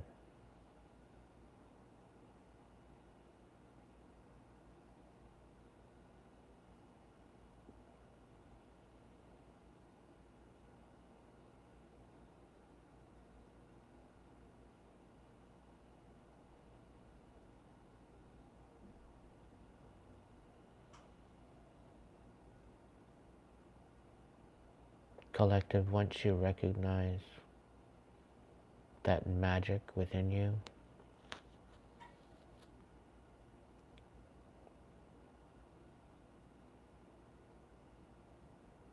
that electrical likeness of the divine, that electrifies your heart to beat, to allow the blood to course through your veins, to allow that same electrical magnetic frequency move your lungs, to allow you to breathe through the frontal cortex of your brain, the ability to have the penile and the ability to see, the ability to hear,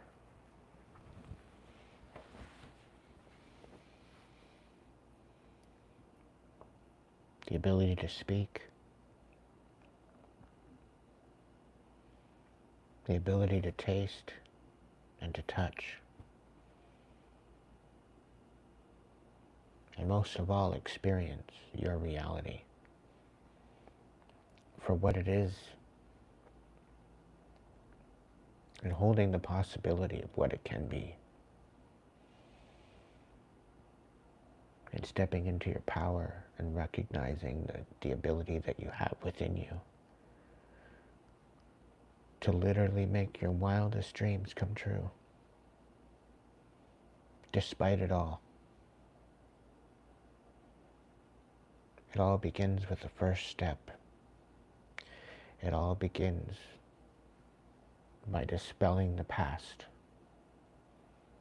empowering yourself, create healing for you,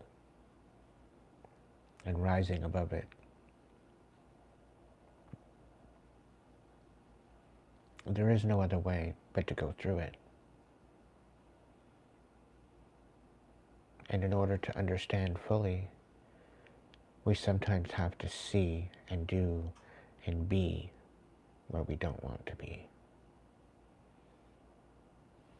Sometimes there's certain experiences that others bring us into and manipulate us into not wanting to be a part of. And it's due to their own pain and suffering and hurt that they do what they do. We all have a choice to be a victim or a warrior.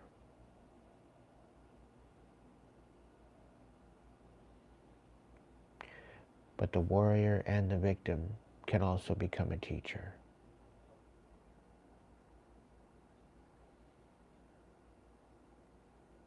And through the experiences, you become a seer.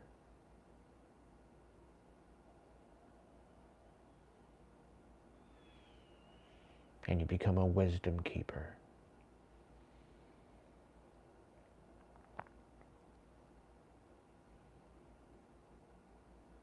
And again, you will have a choice to either share your story or shut your mouth.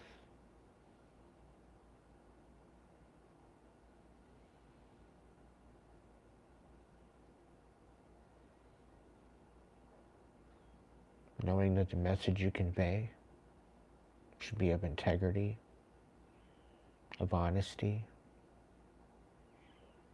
of righteousness,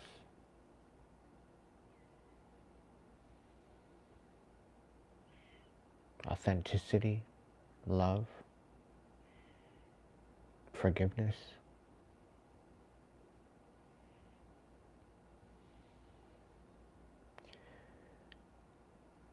But just to remember that it is okay to forgive, but only forgive those that forgive themselves.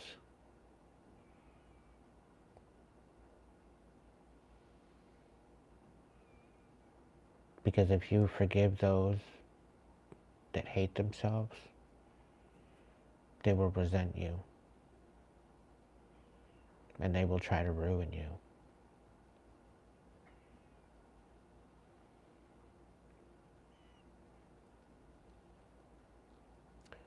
It's the one thing they don't want you to do. They take pride on the sabotage. They take pride at bringing you down. And the last thing that they want to hear from you is your forgiveness.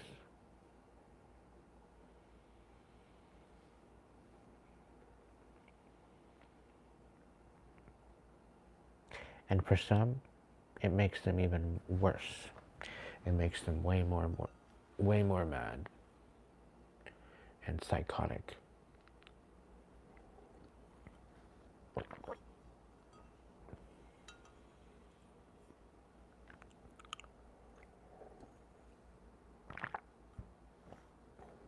I remember when I lost my mind. And something about that day.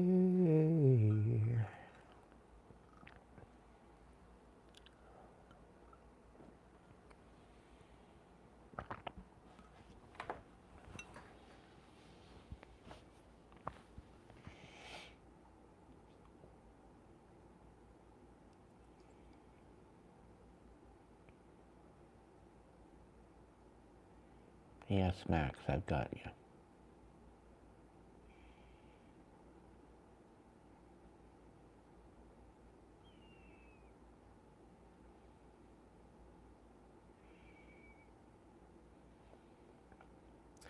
Well, Marie, this isn't Tinder. I'm just going to say that much. But yes, I'm glad you're part of the tribe. And I plan to maybe, if the world doesn't go to shit, I'd like to go on tour at some point.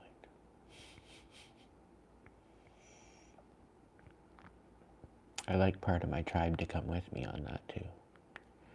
I think it'd be a fun adventure. And Max.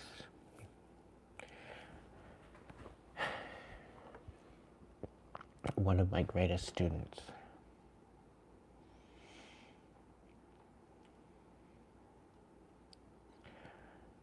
You're wanting me to mention something about dividing a tarot deck between the higher and lower arcana,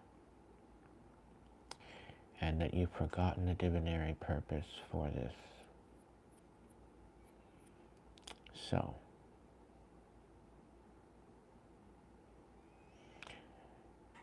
the reason for this is when you have the higher and the lower arcana all together in the deck, it gives it more variability. Okay, the higher arcana is representing great change. And the lower arcana is about the who. Okay, so who is this great change happening to? And how is it displaying? How is it proceeding? How is it working itself out? What direction is it going in? So this is all about the lower arcana. The higher arcana is about changes. It's about things that you can't necessarily not face. That there are certain modalities, there's certain situations, there's certain experiences that are just, it's part of it.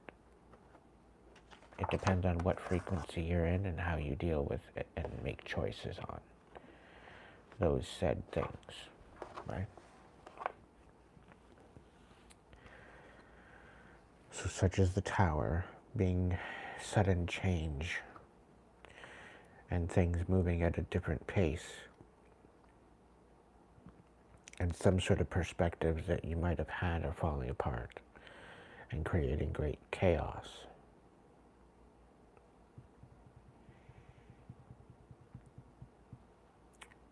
To the sun, where things are being revealed. However, depending on what is being revealed, it may bite a little bit. It might burn.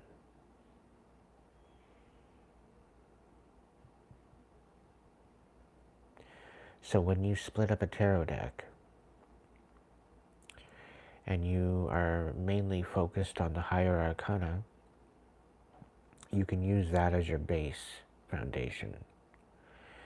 And then you can work with your lower arcana when you go to clarify it. And it keeps the message with a solid foundation, but it also brings in a different element. Having the lower arcana explain the story, where the higher arcana creates the foundation to the message.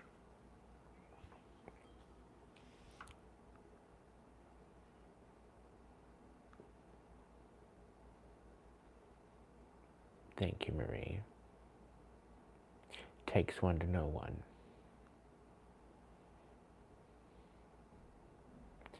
Welcome in, Leo. Welcome in, Taylor. JJ. Mustang NA.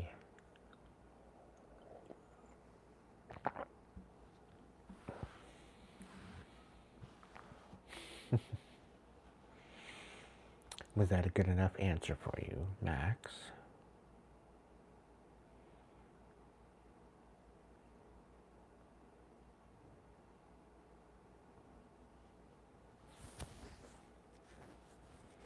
Why do I get the feeling you were writing that down?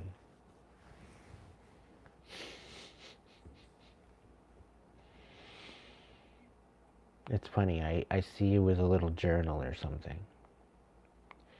Like you picked up a book and you're now writing notes. Thank you, JJ.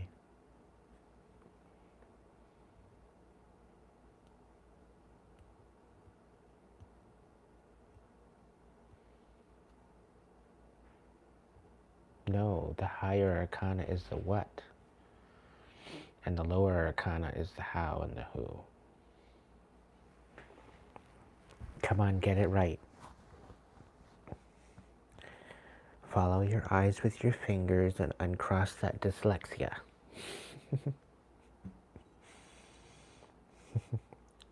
We all go through it.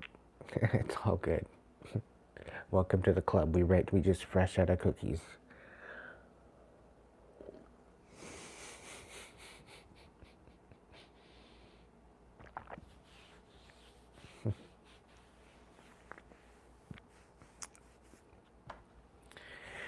So yeah, the joke's on absolutely every single one of us. We've been absolutely deceived in the deepest of convictional ways. And when you really see how far deep the deception goes, it's really debilitating. It's maddening. And I better tell you, it's better that I tell you now, and I warn you, then you eventually, it just comes to mind and it all connects. But it was created to not connect. And that's the thing. It's been bastardized so much that it's been virtually impossible to actually connect the dots. And that's how they like it. They'd rather us in this confused mess and not knowing what to do and not knowing who we are, so that way we can't step into our fullest potential. And I say fuck that noise.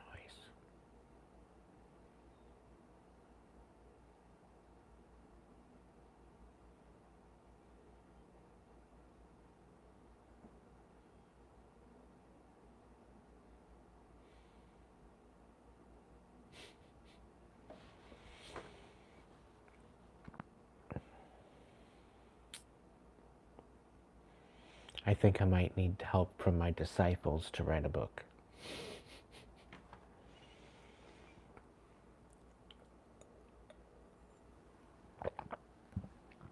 There's a lot more where this come from.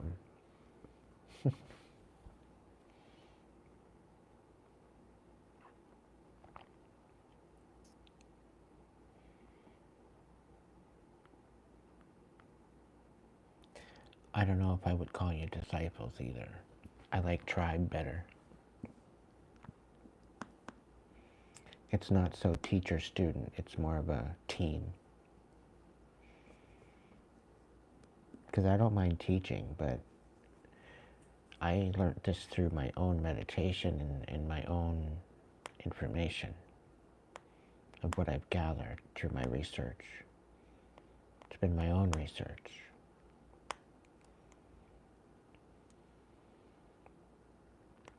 I really haven't had any mentor teacher to teach me the blunt end of it all.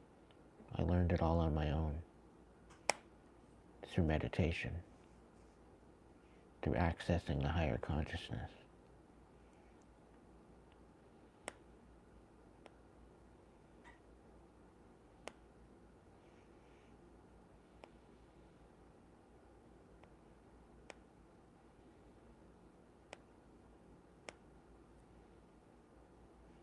That's definitely the reason why it's not in the Bible.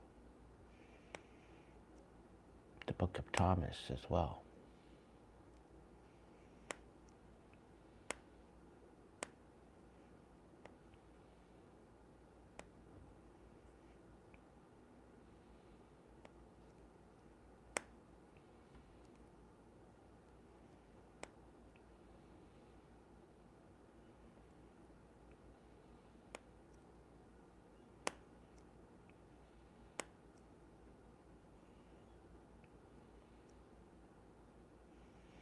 And God, as the essence and name as God, is an anagram for dog.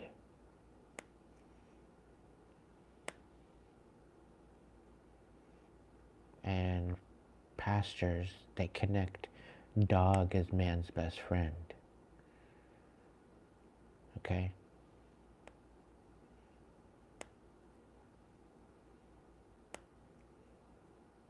And really, dogs were bred for fighting. They were bred for working. So to be considered as a dog, you're basically a slave. You're a mutt.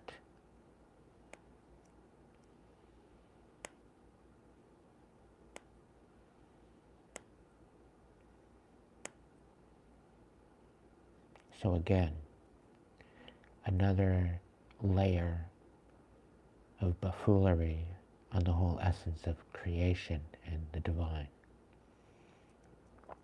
Parading around with a mask of light on, only to deceive you. This is why you don't really hear me talking God. You don't even really hear me talking about Jesus. Because Jesus is my brother. He's not my savior. And if I had a choice, he wouldn't have died on that cross. If I had a choice, I would have been standing up and I would have been fighting with him. I wouldn't have allowed him to be crucified.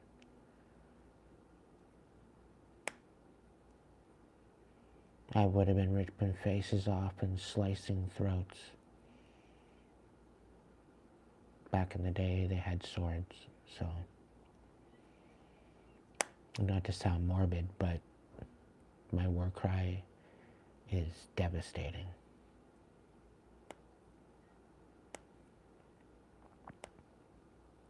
In this day and age, I don't even have to lift a finger.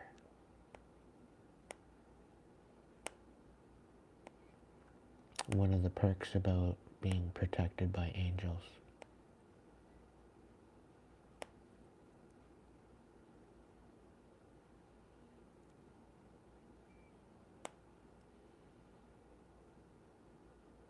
And I'm not bragging.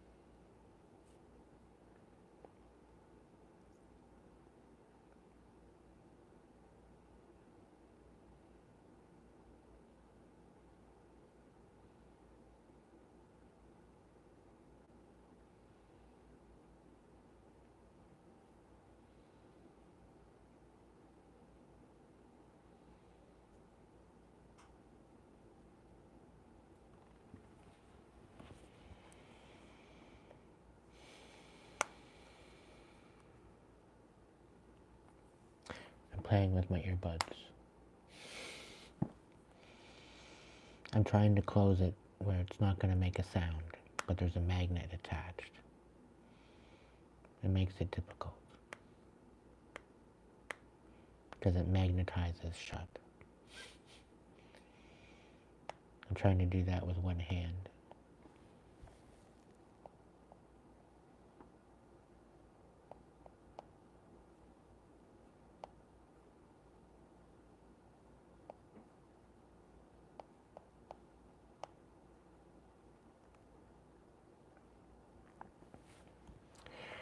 And I do apologize to all the secret societies that I might have tapped into. I mean, you know, some of them have been having me run for my life for quite a few years. They didn't want me to open my mouth. They didn't want me to tell what I know. But really, they were keeping it from the masses. We have every right to know. And the divine said so. It has nothing to do with me. How do you think I know this information? It comes from the divine.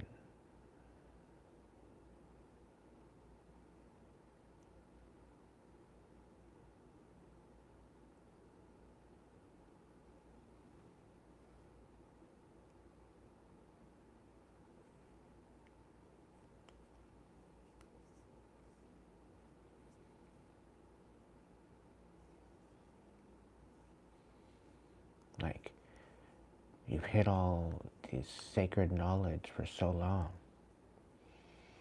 Saying that, oh, fearing that if it got into the wrong hands, it could ruin things. Meanwhile, your groups, your governments, your so-called fucking conglomerates are ruining things.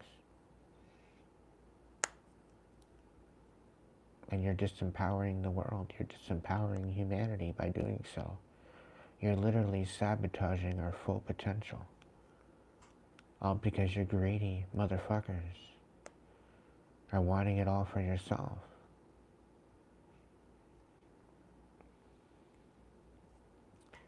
You're trying to take over their agricultural, you're trying to take over our food supply, you're trying to take over the ability to even farm. And now you're saying it's illegal to farm in our front yards.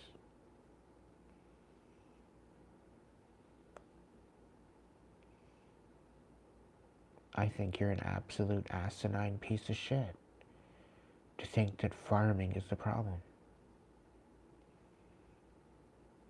Farming is a way of life, and it's been a way of life for 4 worlds. It is how the majority of the human species, as well as the animal world, has thrived.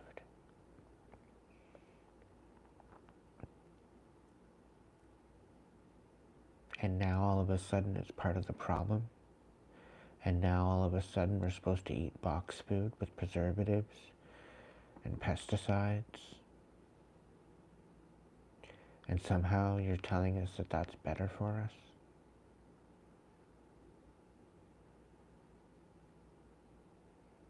That's sadistically asinine.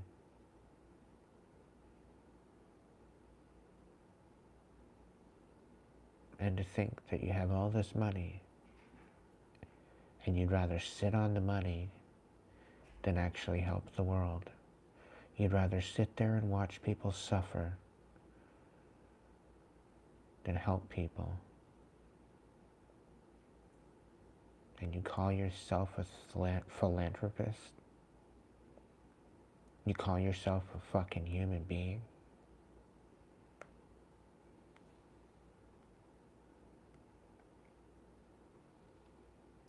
You in particular are going to be held accountable. And when you are, the world will rejoice. The whole world will rejoice in your demise. I hope you realize that. You know who I'm talking to. And I know you've watched me from time to time. And you should be scared.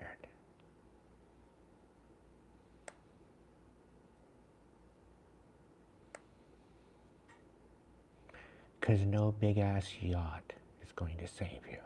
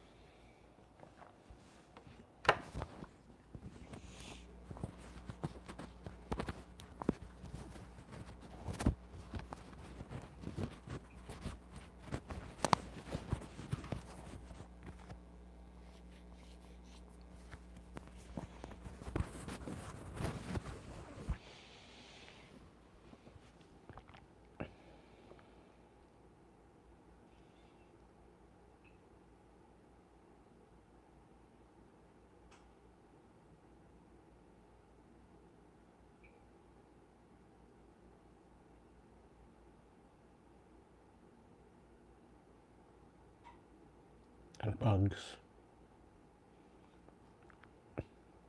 Apparently they're big on us all eating bugs.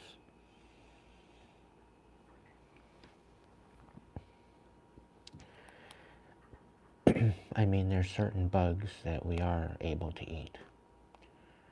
And it's not necessarily our ideal food.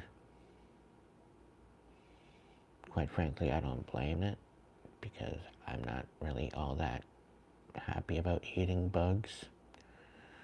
Not really interested in the bug flavor.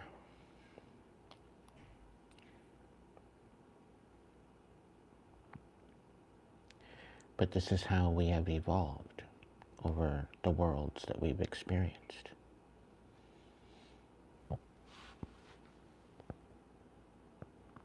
But we didn't start eating food up until the third world. The first and the second world, we were fending for ourselves, similar to Rachel.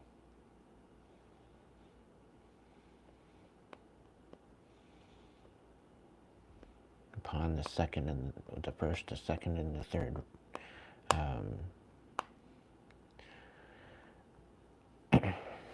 revolution,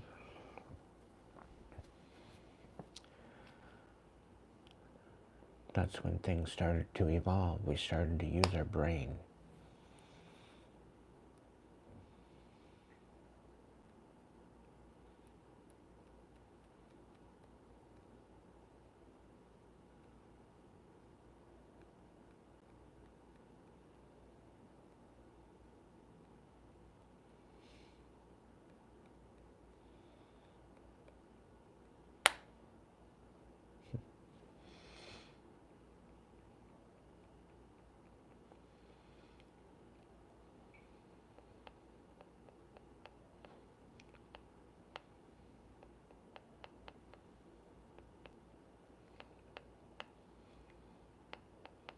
Sarah, it's all yours.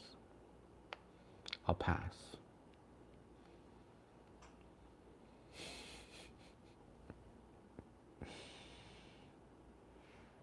Not interested.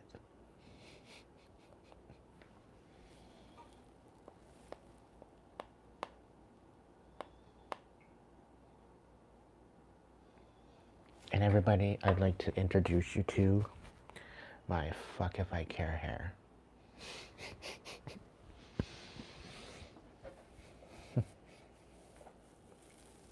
This is my fuck if I care hair.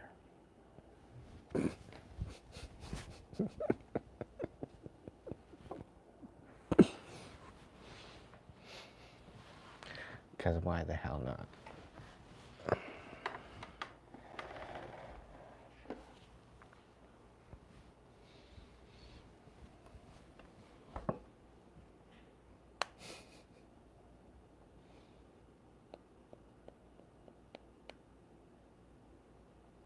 Oh, I have to be, Marie. The world is counting on me.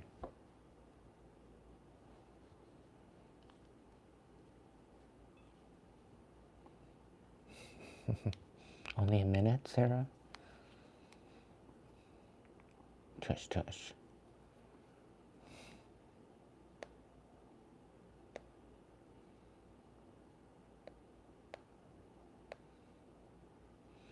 Yeah, this is all natural.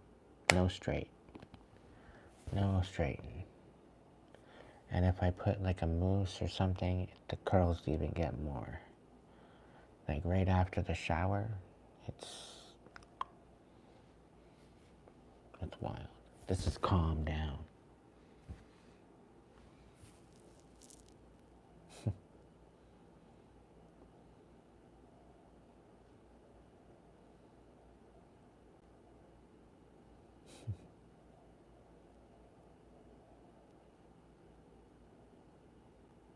So tonight wasn't much of a collective reading because I didn't really much use the cards. I did a little bit.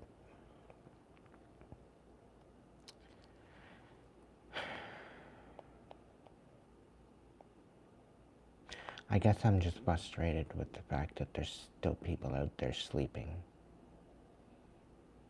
There's still people out there just not wanting to see the truth. That in order for this all to change, we all need to change. I don't know about you, but I'm tired of being gaslit. I'm tired of being lied to by the people that are supposed to be supporting us.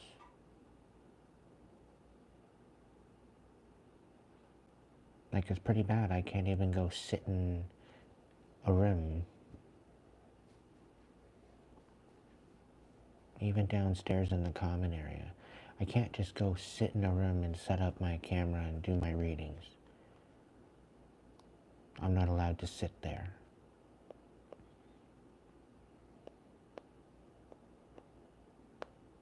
In a common area. I'm not bothering anybody.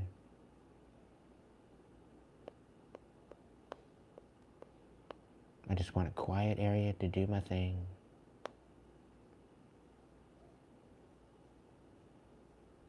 And they won't even let me do it, so that's why I was a little late tonight.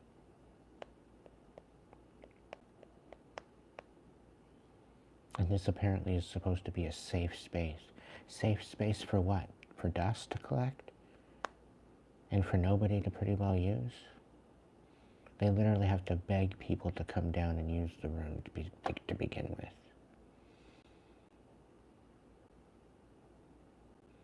Like, it's getting a little ridiculous. And now people want to use the room. They're being harmless. They're not breaking anything. And, oh, sorry, you're not allowed to be here.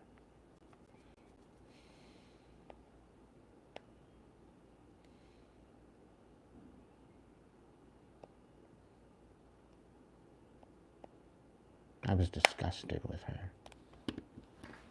Literally disgusted. I hope she goes to sleep with nightmares.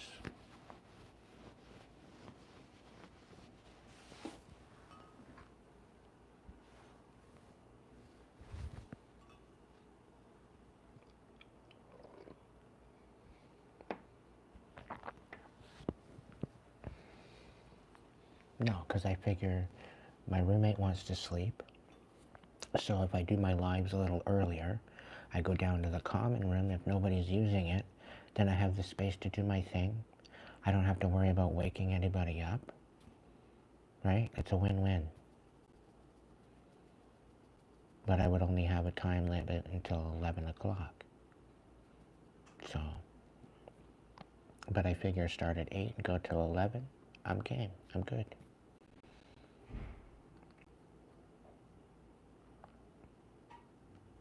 But apparently I can't even do that. This is why I want my own place. That way I can go live during the day. I can give messages during the day. Right now I can't do that because it's interrupting TV time. It's interrupting nap time. So it's like, okay, I'll go on in the evening.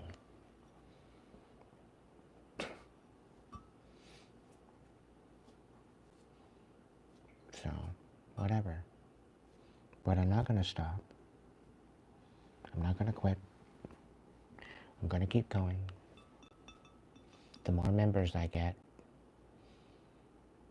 the more income I get through this, I can get into a safer place than I am right now.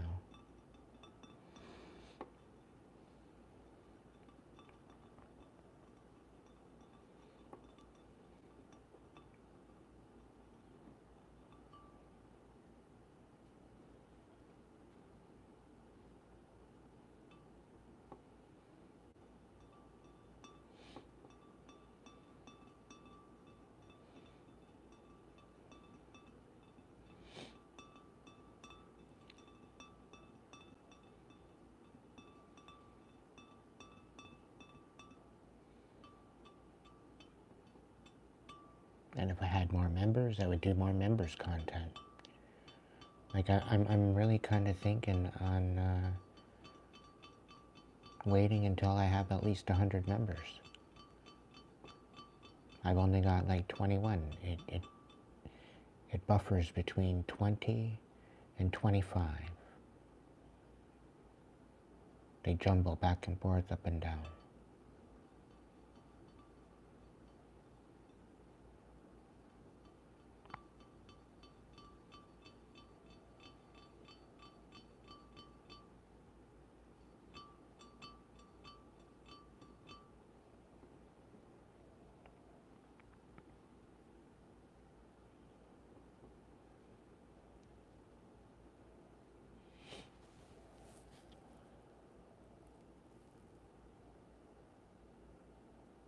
Nobody uses the common areas at any building because they usually get kicked out.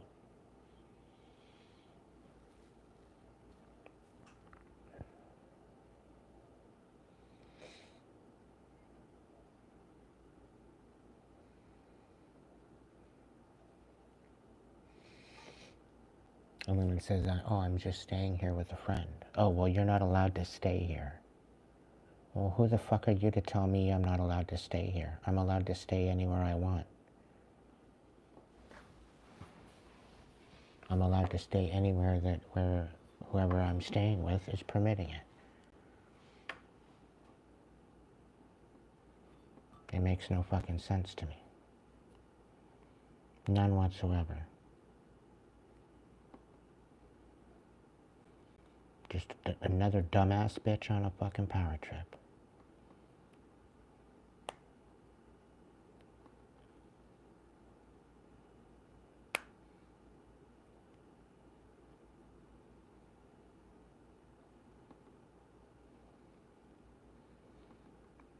Sometimes I'm glad that the divine didn't make me a woman.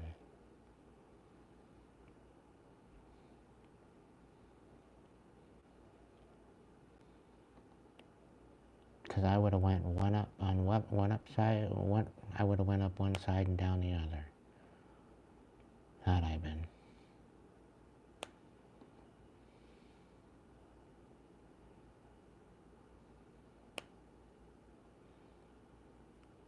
I won't be moving out of here if I don't get the help I need. I won't be moving anywhere.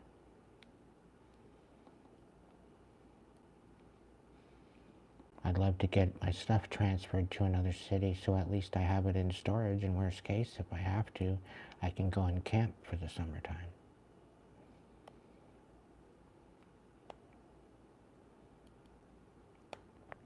Somehow, some way, somewhere.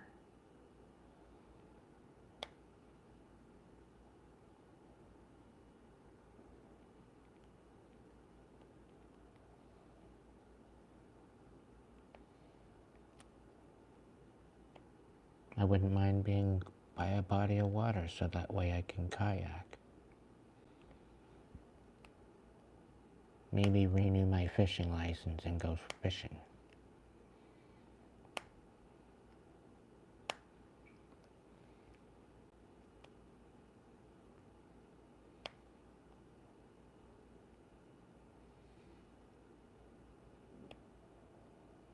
No, I'm basically stating that I'm glad that I'm not a woman, because I would have beat her ass. As a man, I'm not going to beat her ass. I would defend myself, but I'm not going to beat anybody. I'm not going to raise my hand to anybody unless they're going to raise it to me. But I'm not going to raise my hand, I'm just going to put them out. I don't mess around. I don't give a fuck who you are. If you come at me with a knife or you come at me with something, guaranteed I'm going to protect myself. I don't give a fuck what you have.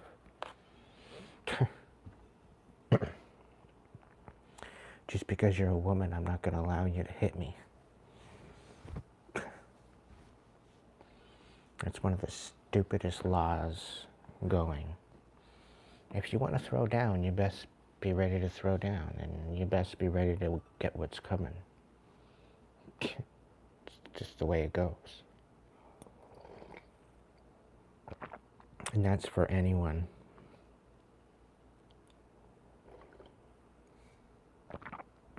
I'll pass on that, Oscar.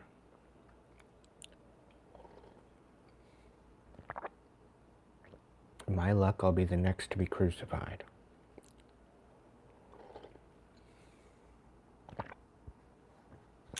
And to be honest, I don't like Israel. For what it's done to the people of the world and the people of Israel, no. I don't like Israel. Sorry. Not a fan.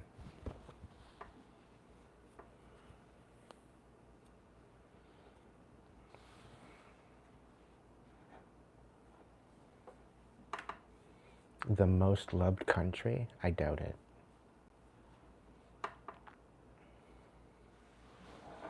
I wouldn't even say that, Sarah. There is no best country in the world. Okay?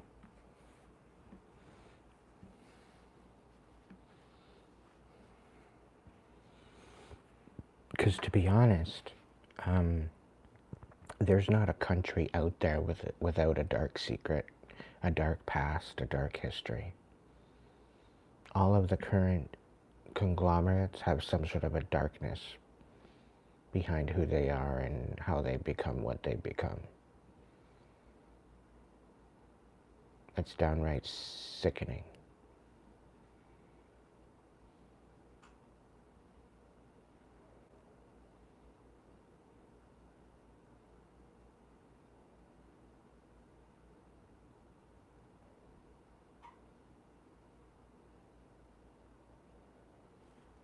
Well, all the respect to you, Oscar, but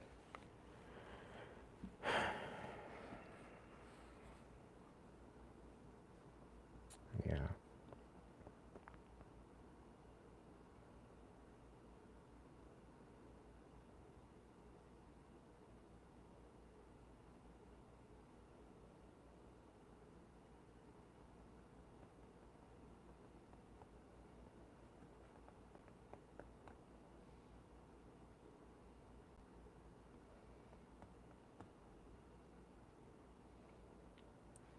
And not that I want to bring this into a vortex episode, but the fact that Trump, from what I've heard, he's undocumenting trans people. I'm literally disgusted with him.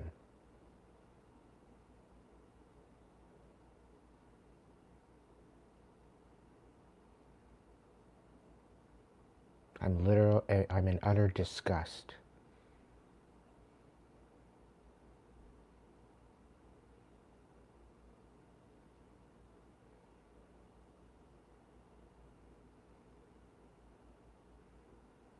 He thinks he's doing something good for the country, and he's literally destroying the backbone of what that country is all about.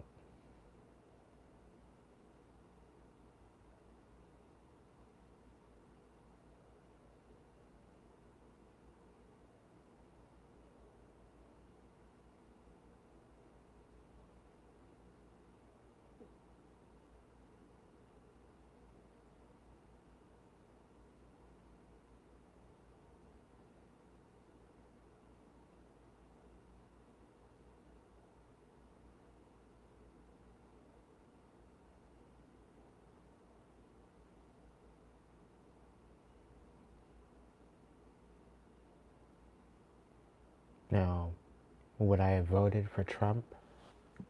No. But I wouldn't have voted for Camilla either.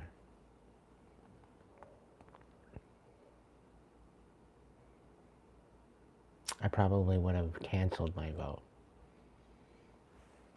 I would have been like, no, it's not even worth it. Because, it doesn't matter whether you vote for the head or the ass. It's still the same fucking donkey.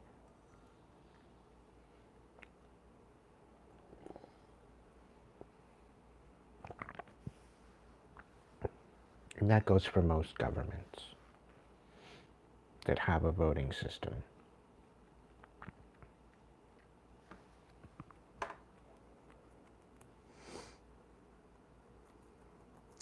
It doesn't matter who you vote for, you're still voting for the same ass.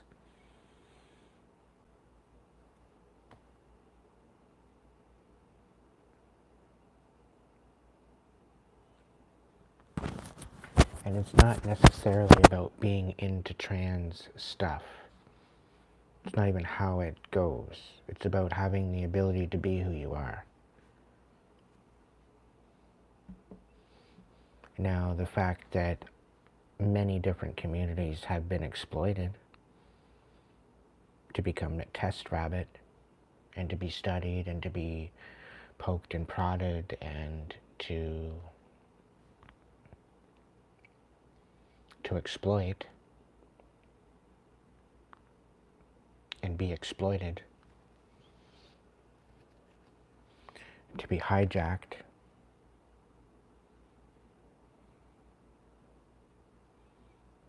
into something that it's not.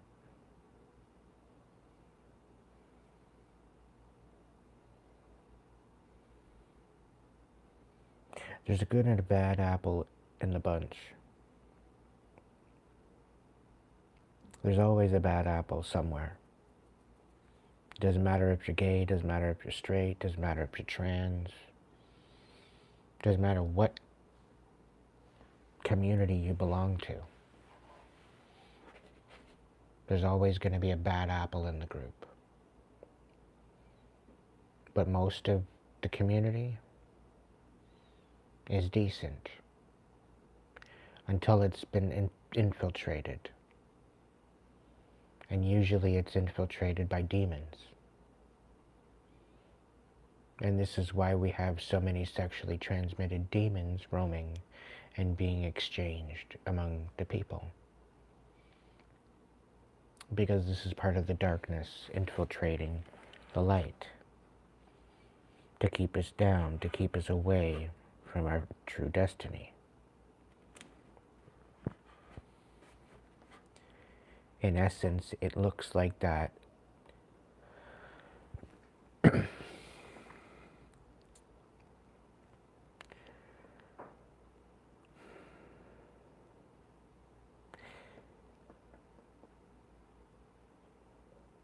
promiscuous, the one-night stand, the fuckboy energy, the bitch hoe energy. It's all the darkness infiltrating your soul and your heart, keeping you from your divine union. And you don't even realize it. And you choose to hold on to your trauma, which keeps you from the divine light, keeps you distracted from you stepping in your power. It's totally overrun the gay community, because they're all about pleasure and one-night stands and, you know. No, it's not. They're losing the point, and this is why they've gotten so bitter. And it's the same way in the straight world too. It's no different. It's all the same shit, just different pile. And then the trans people, they're not invited in either or, because even the gay community shuns the trans people to some degree. So the trans are in a group all of their own, because nobody wants to understand them. Meanwhile, nobody wants to understand the total straights. Nobody wants to understand the gays. And meanwhile, we're all a part of the same yet different community all at the same time. We're all judging each other like a bunch of fucking dumbass monkeys.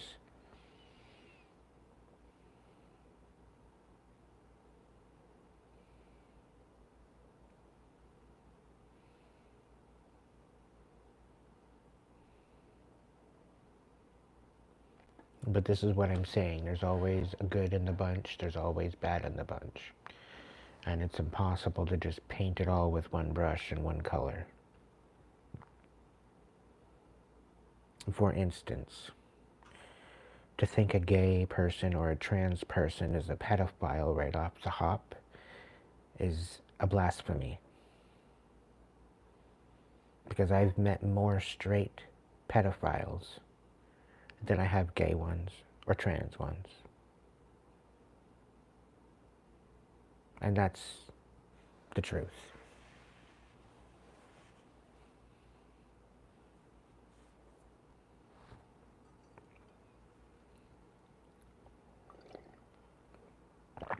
And 9 times out of 10, the reason why they're a pedophile is because they are too insecure about going outside of the norm of who they are and who they're supposed to present themselves as.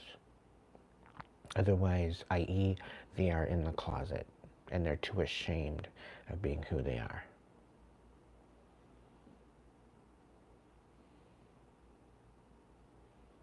And the fact that they are so in the closet prevents a idea or a possibility for them to receive any particular kind of compassion, which makes them desperate, which puts them in a position of doing something stupid shit.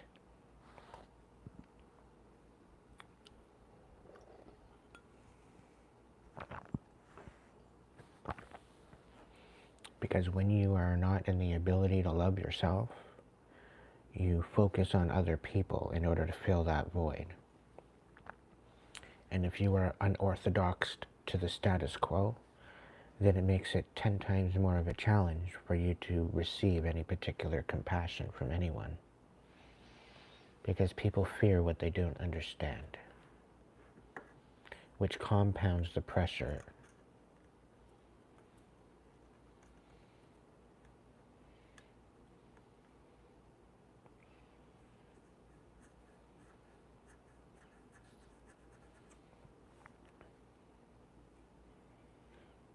When in all reality, we have been given the ability to be strong, being protective, and being able to provide as a masculine, as well as nurturing, loving, and kind, and abundant as a feminine. Both men and women have both masculine and feminine traits within us. as individuals. And it doesn't matter where you sit on that spectrum, it's okay to be who you are in your authenticity.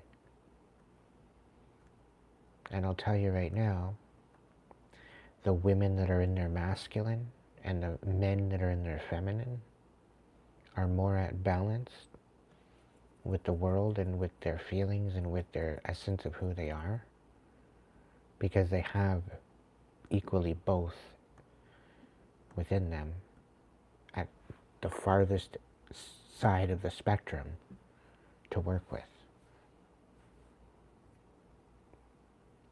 So it's not a man in their masculine, strictly focusing on the ability to provide, the ability to hunt, the ability to be a man, rather than being a woman in their feminine,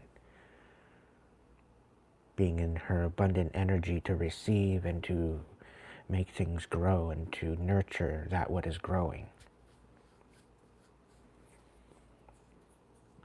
Take a house and make it a home. No, there's women out there that actually want to get out and provide. They want to protect. They want to step into their warrior. Think of Mulan as an instance, and Pocahontas.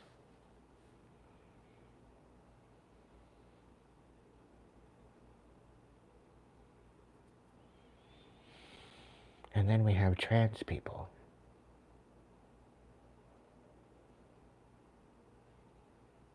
Where if they would recognize and collaborate with themselves and the authenticity of who they are within themselves, in the perfect image of the divine that has been given to them, they have the ability to change the world.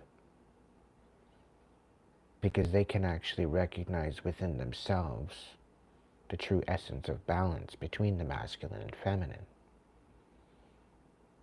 And if the trans people that are wanting to go through a transition would step into who they actually are within themselves, not worrying about their skin suit, but as their impact due to the understanding that they have for who they are. The ability for them to show compassion and know compassion, considering the experiences they've had of ridicule and pain and trauma and suffering, of not fitting in and being left out.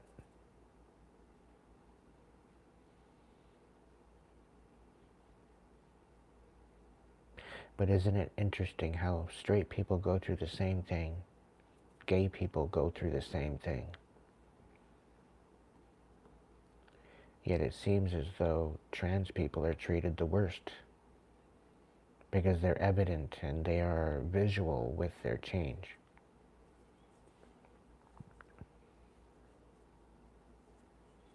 They stick out more like a sore thumb than the average, regular status quo human being. I'm not judging them. They have every right to fly their freak flag. But if they were to be able to step into the essence of the divine that's within them and come to some sort of balance within themselves despite all of the chaos, they have the potential to change the world through compassion and love.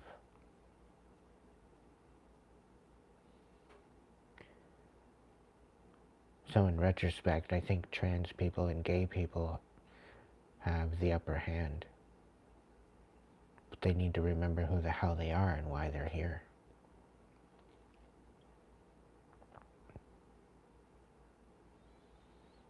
Even the Hopi have a prophecy that the people of many colors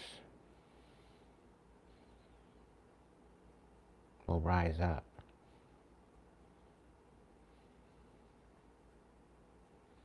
And I think we are in that time where there's going to be an uprising. There's going to be a revolution. The revolution is now.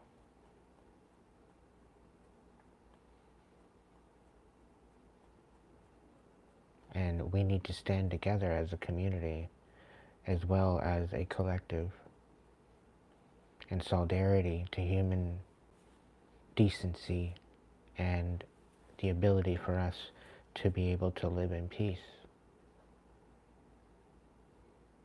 as a collective worldwide.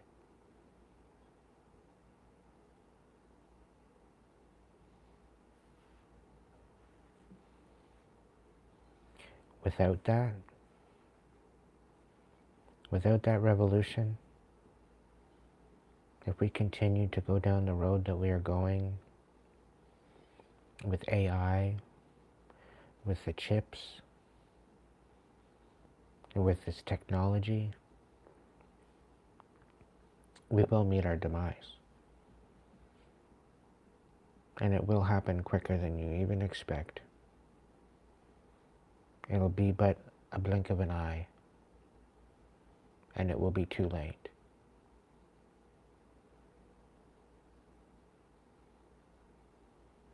And that time is coming soon. Very soon. It is our choice as a collective, as humanity, to raise the frequency. Just by being in that higher frequency is all we need to do as a collective. Again, we are more. There are more of us than there are of them. And they are doing anything and everything in their power to counteract it.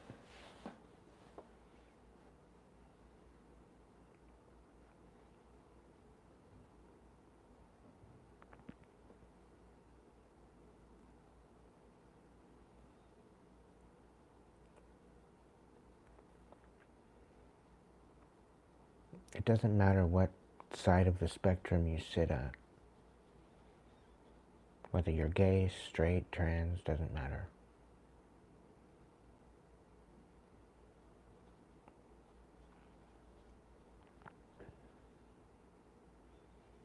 We can all rise together.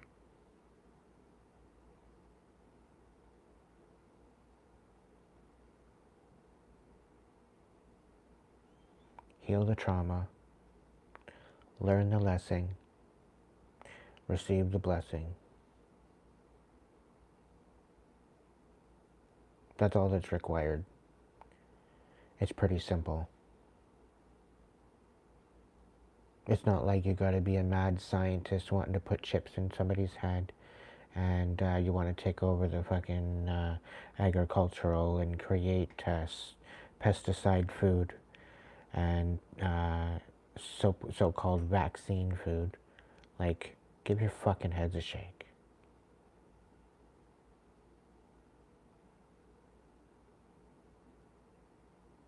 And there's certain governments now wanting and requesting that they go and these particular people, they come over to certain other countries and they are tried in the courts for crimes against humanity, and they are asking them to appear.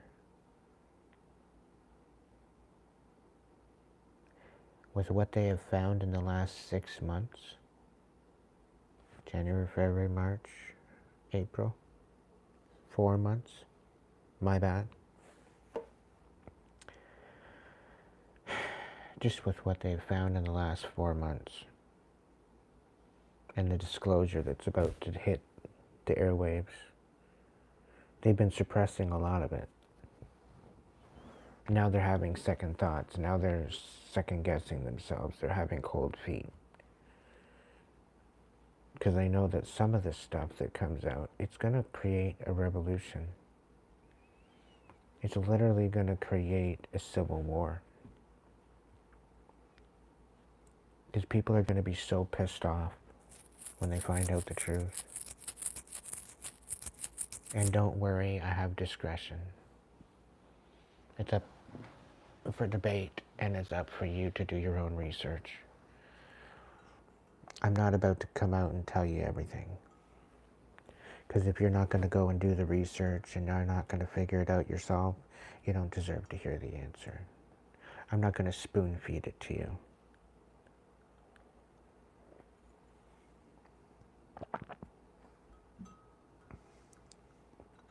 I've worked hard to be in this position, and I'm not just going to give it away for free. You have to do some work too, collective.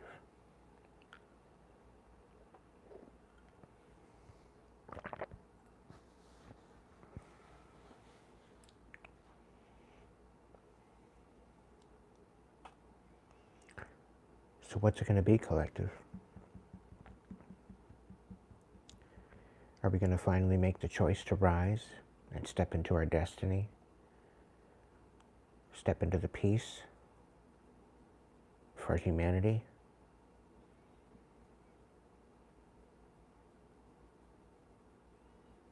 Are we going to finally start to treat those people the way that we want to be treated?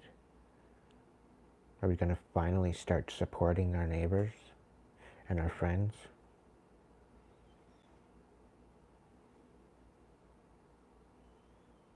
There's certain people that are all down and out.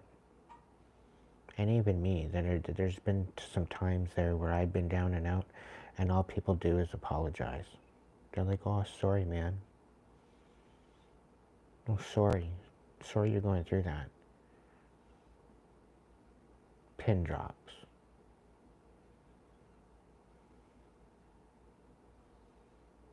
And some of these people have the means to help, and they don't.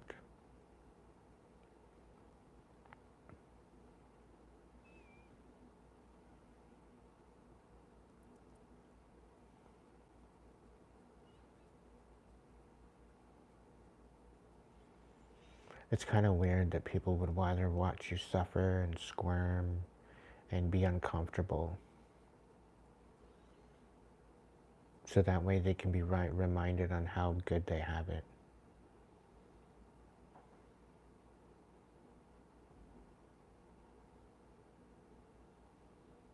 I guess it kind of makes you appreciate things a little more.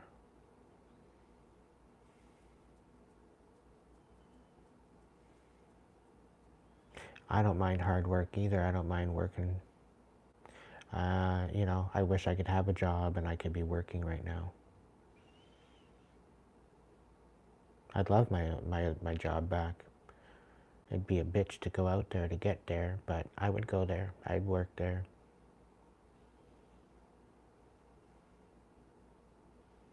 But to know that I'd be working for a bunch of snakes? No. No. They pretty well did me a favor. To have to work with a bunch of fucking snakes in a company? No thanks. I'll keep my soul intact, thank you very much. It's not that difficult. It's been a challenge. But I would sooner be doing what I'm doing now and doing readings than be selling my soul to a company. Because at least with this, I'm working with my talents, I'm doing what I love to do. I'm trying to set an example.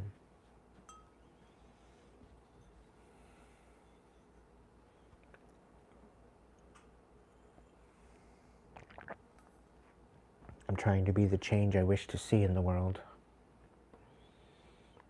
Trying to love what I do. But people are making it virtually impossible. Like, I'd love to keep my chat on open so that way half-decent people can come in and chat, and the stupid motherfucking trolls can just fuck off and go somewhere else.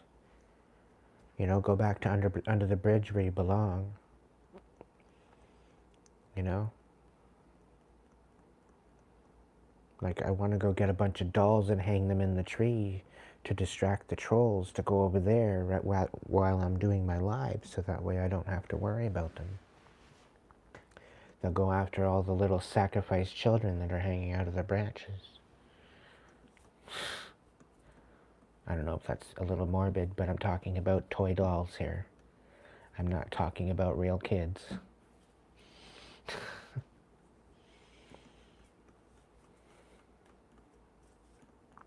Okay, billy goats, that's fine. Swap them out then. Billy goats are little obnoxious little piss heads to begin with. They're cute, but not that kind.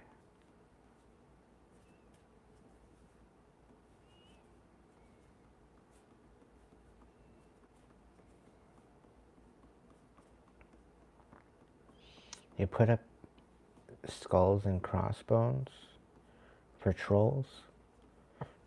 That's like regular decor for them, Rachel. They're not going to be distracted by that.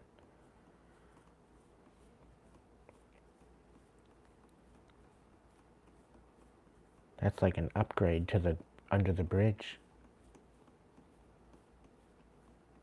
They'd build a whole cabin with skulls for the walls. I wouldn't doubt it. If they had enough of them.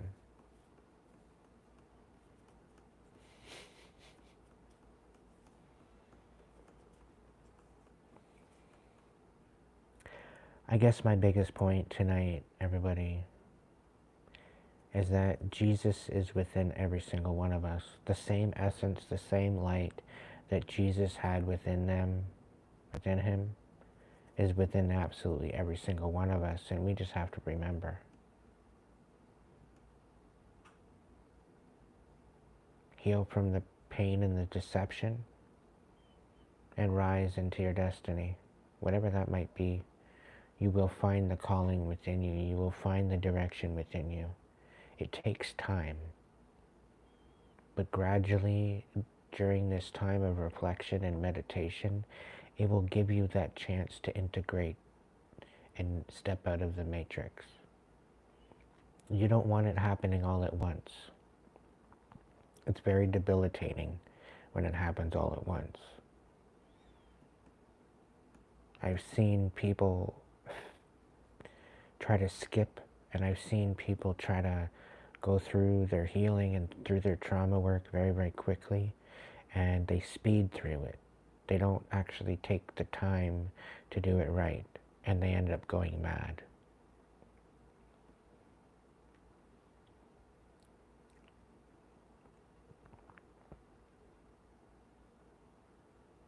They basically implode from the inside out.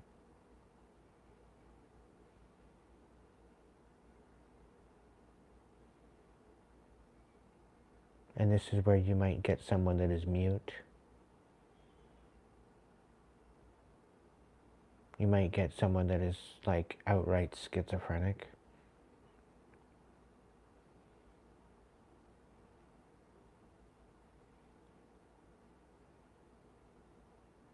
And it's due to the eruption of war within them. The war is so big, the war is so detrimental that it removes them from any focus of reality. And this is why some of them just lose the ability to speak and express themselves, is because of the war that's going on within them.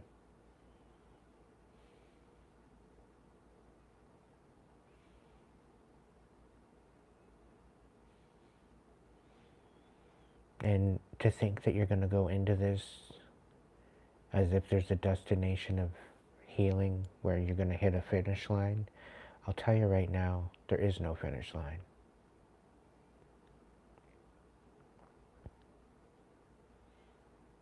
So if anybody thinks that there is a finish line, you're sadly mistaken. If anybody tries to sell you their healing modalities and say that you're going to finish this training, you're going to finish this healing modality with flying colors, they're selling you fucking snake oil.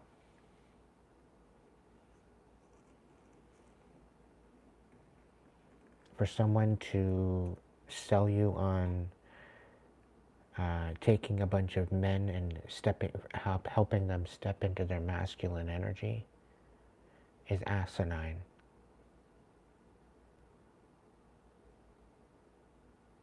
And the same for females into their feminine energy. It's absolutely asinine.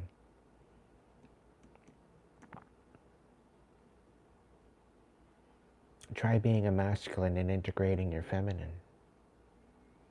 And try being a woman and you're integrating your masculine. Now that's a flex. Because when you can balance both, you not only protect but nurture yourself. You integrate all that part of you that you want to give to someone else into you, and it actually creates a balance within yourself. But you have to integrate both the masculine and the feminine equally. And you will eventually become a powerhouse.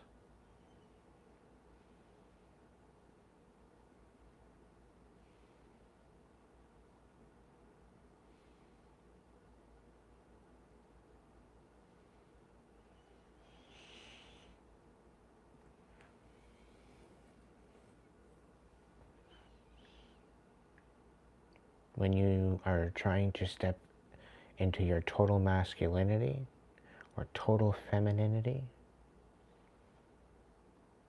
it becomes toxic. If you're a man, you are to acknowledge and embrace the opposite that what you are. So it doesn't matter what you are, whether you're a man or a woman.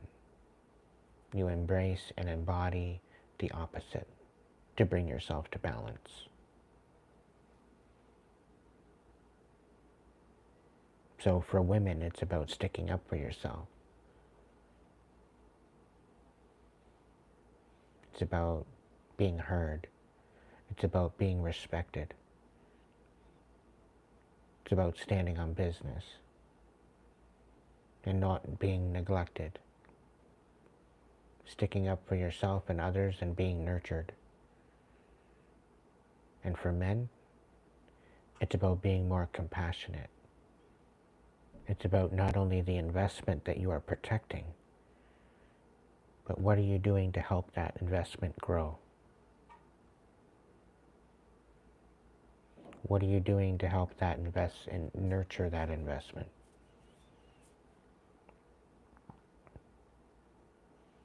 The only way you can do that is with compassion, forgiveness, love. This is how you make a house a home.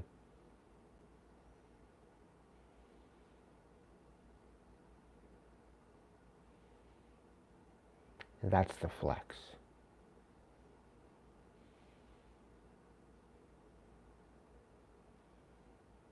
The epitome of what I've just spoken about is part of the divine light. It's part of your divinity. It's part of stepping into that divinity.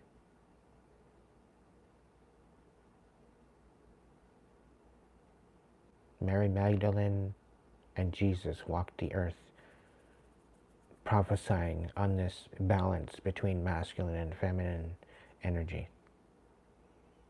Finding the divine energy within love.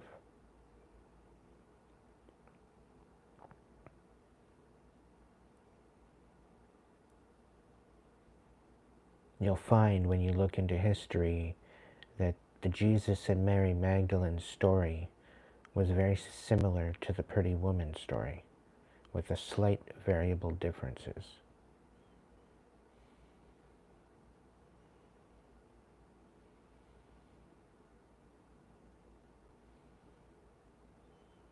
Mary Magdalene was known as the hoe, as the street worker, as a slut.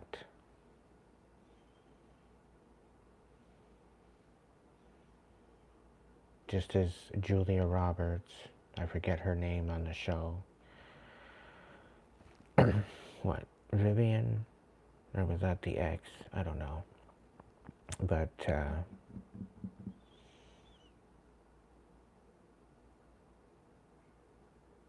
have her be ridiculed, and then he comes in and puts her on a pedestal. It's the same thing Jesus did. But Jesus wasn't necessarily wealthy in riches, but he was rich from within.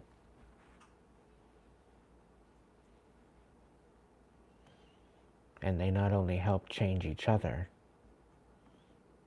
but they ended up changing the world.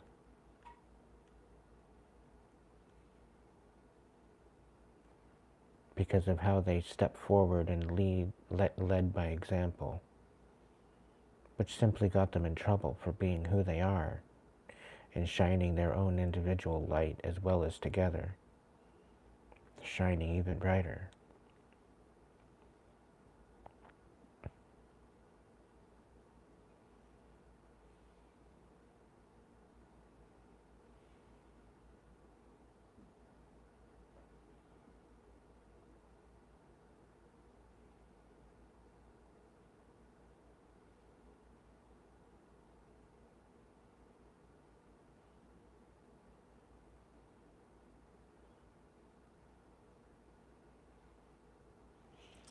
Sheila, he didn't have to get crucified.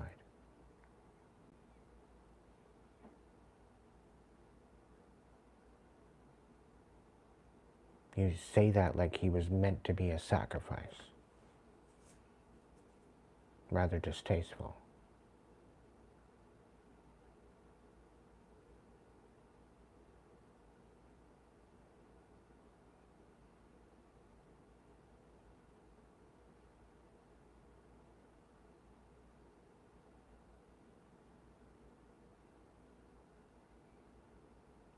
He wasn't meant to be no sacrifice. Because had he been able to live and share his voice, we would be in a totally different place right now. Worldwide.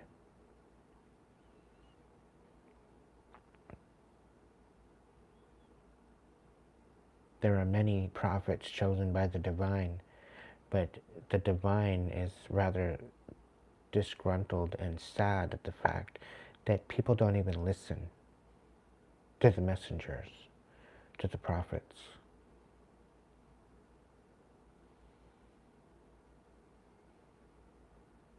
Because many have been chosen.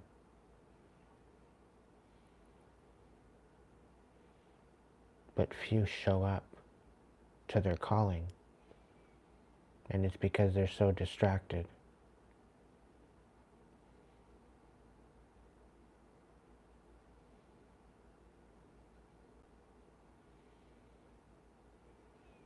Just like I'm trying to do now, Sheila. Was I stupid to try to step into his footsteps?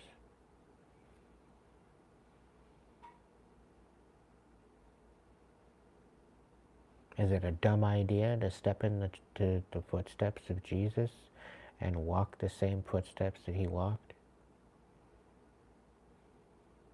Of enlightenment? To find the higher divine consciousness?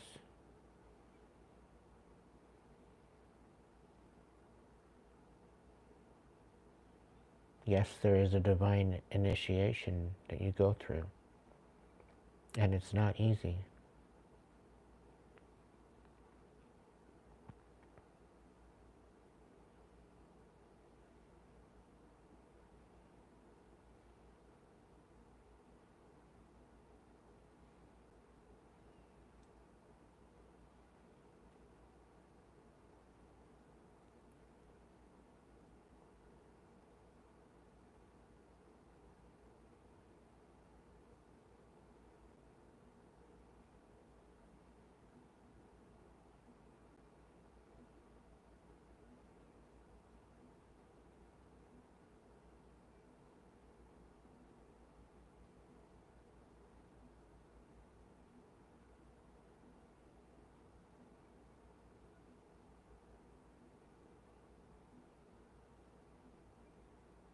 It's part of the nothing, it's part of the darkness, Max.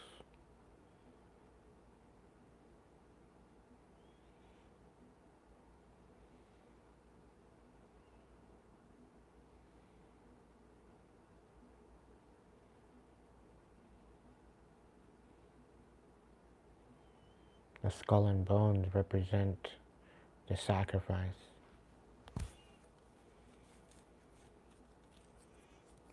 It also represents the ancestors that died before us. and to remember to keep things in balance and in honor of our ancestors, of the ones that have lost their life.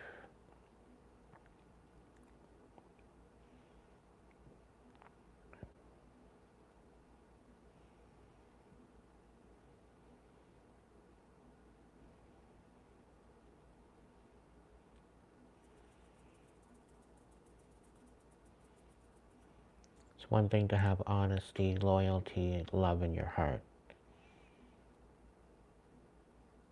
Otherwise, rush upon the blade and be done with you.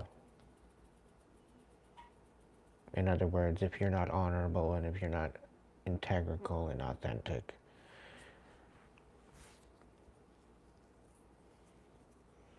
you have no place here.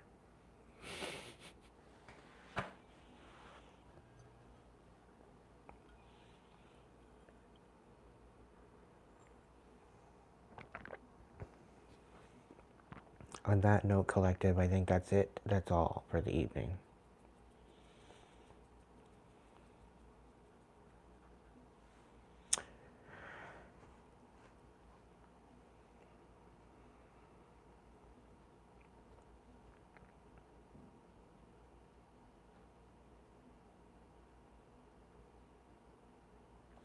Sarah, do you understand what the desert symbolizes?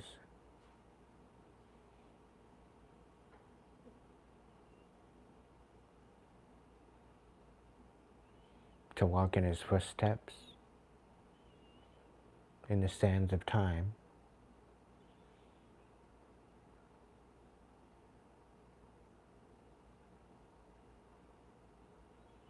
Each grain of sand is but a memory.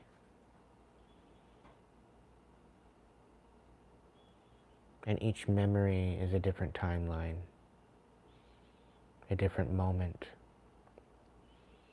And together all these moments make up your subconscious and conscious mind. It makes up your emotions. And it's interesting how sand tends to flow in the wind.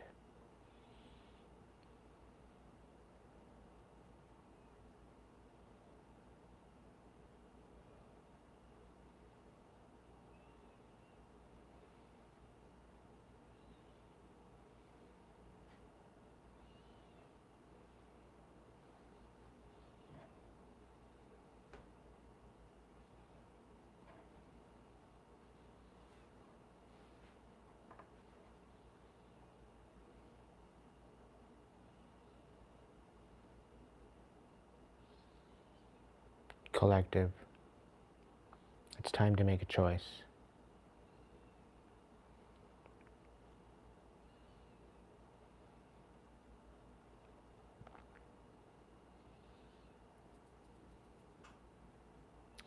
What do you want to be when you grow up? What do you want to do? What type of impact do you want to make in the world when you finally get your chance?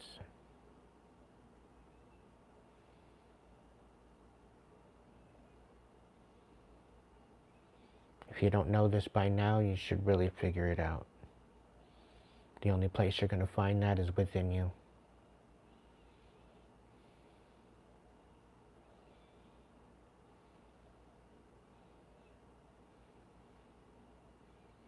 The only way we're going to find it is if we work with what we have. Work with what we've got. And ascend from that. And if you're not wanting to ascend, if you're not wanting to strive, if you're not wanting to become better,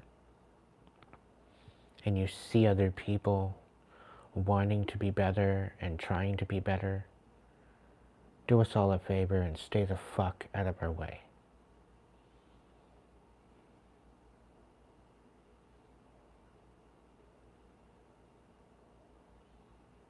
Because if you want to live a mediocre life, you can do it over there.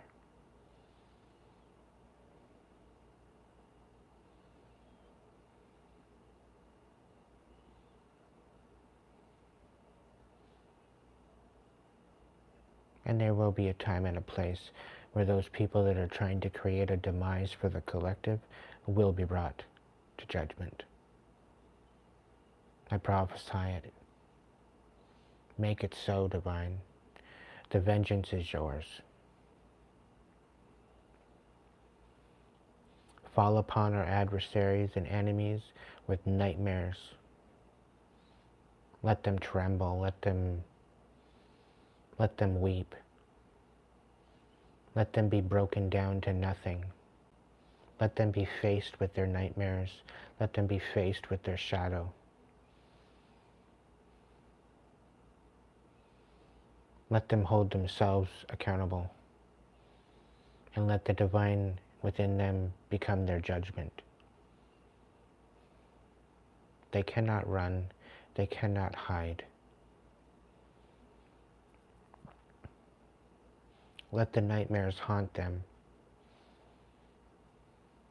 until they repent, and blanket those of compassion. Protect those that are hurt, that are suffering. Bring healing. And I pray that the divine blankets my collective and my tribe with protection, with clarity, with abundance and prosperity. And let any abundance and prosperity meant for them to be protected as well as myself.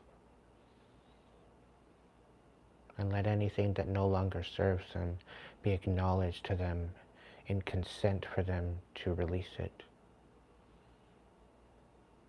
Let it be an accomplishment to be celebrated, to make room for new possibilities, to walk into a new season, a new timeline, living their best life.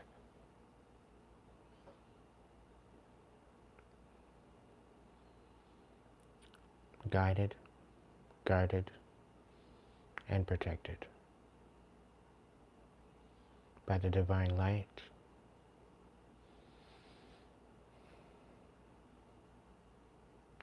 as within, so without, as above, so below.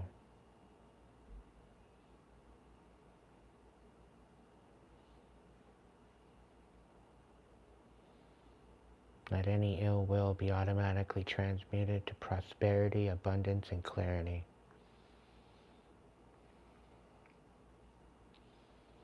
Let none of it be wasted, and let the sender be haunted by their actions until they repent, until they have perfect love and trust and authenticity within their hearts.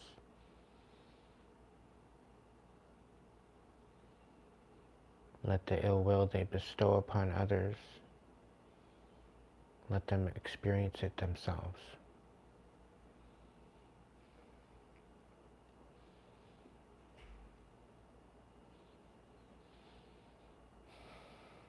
And so it is.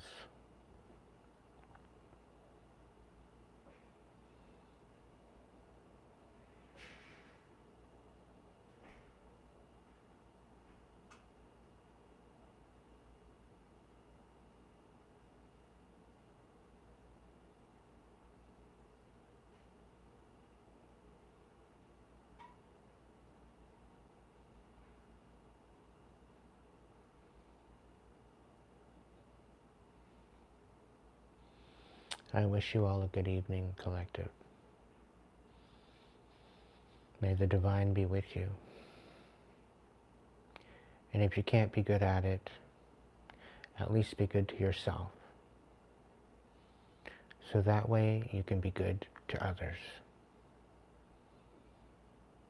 I'll catch you in the next video.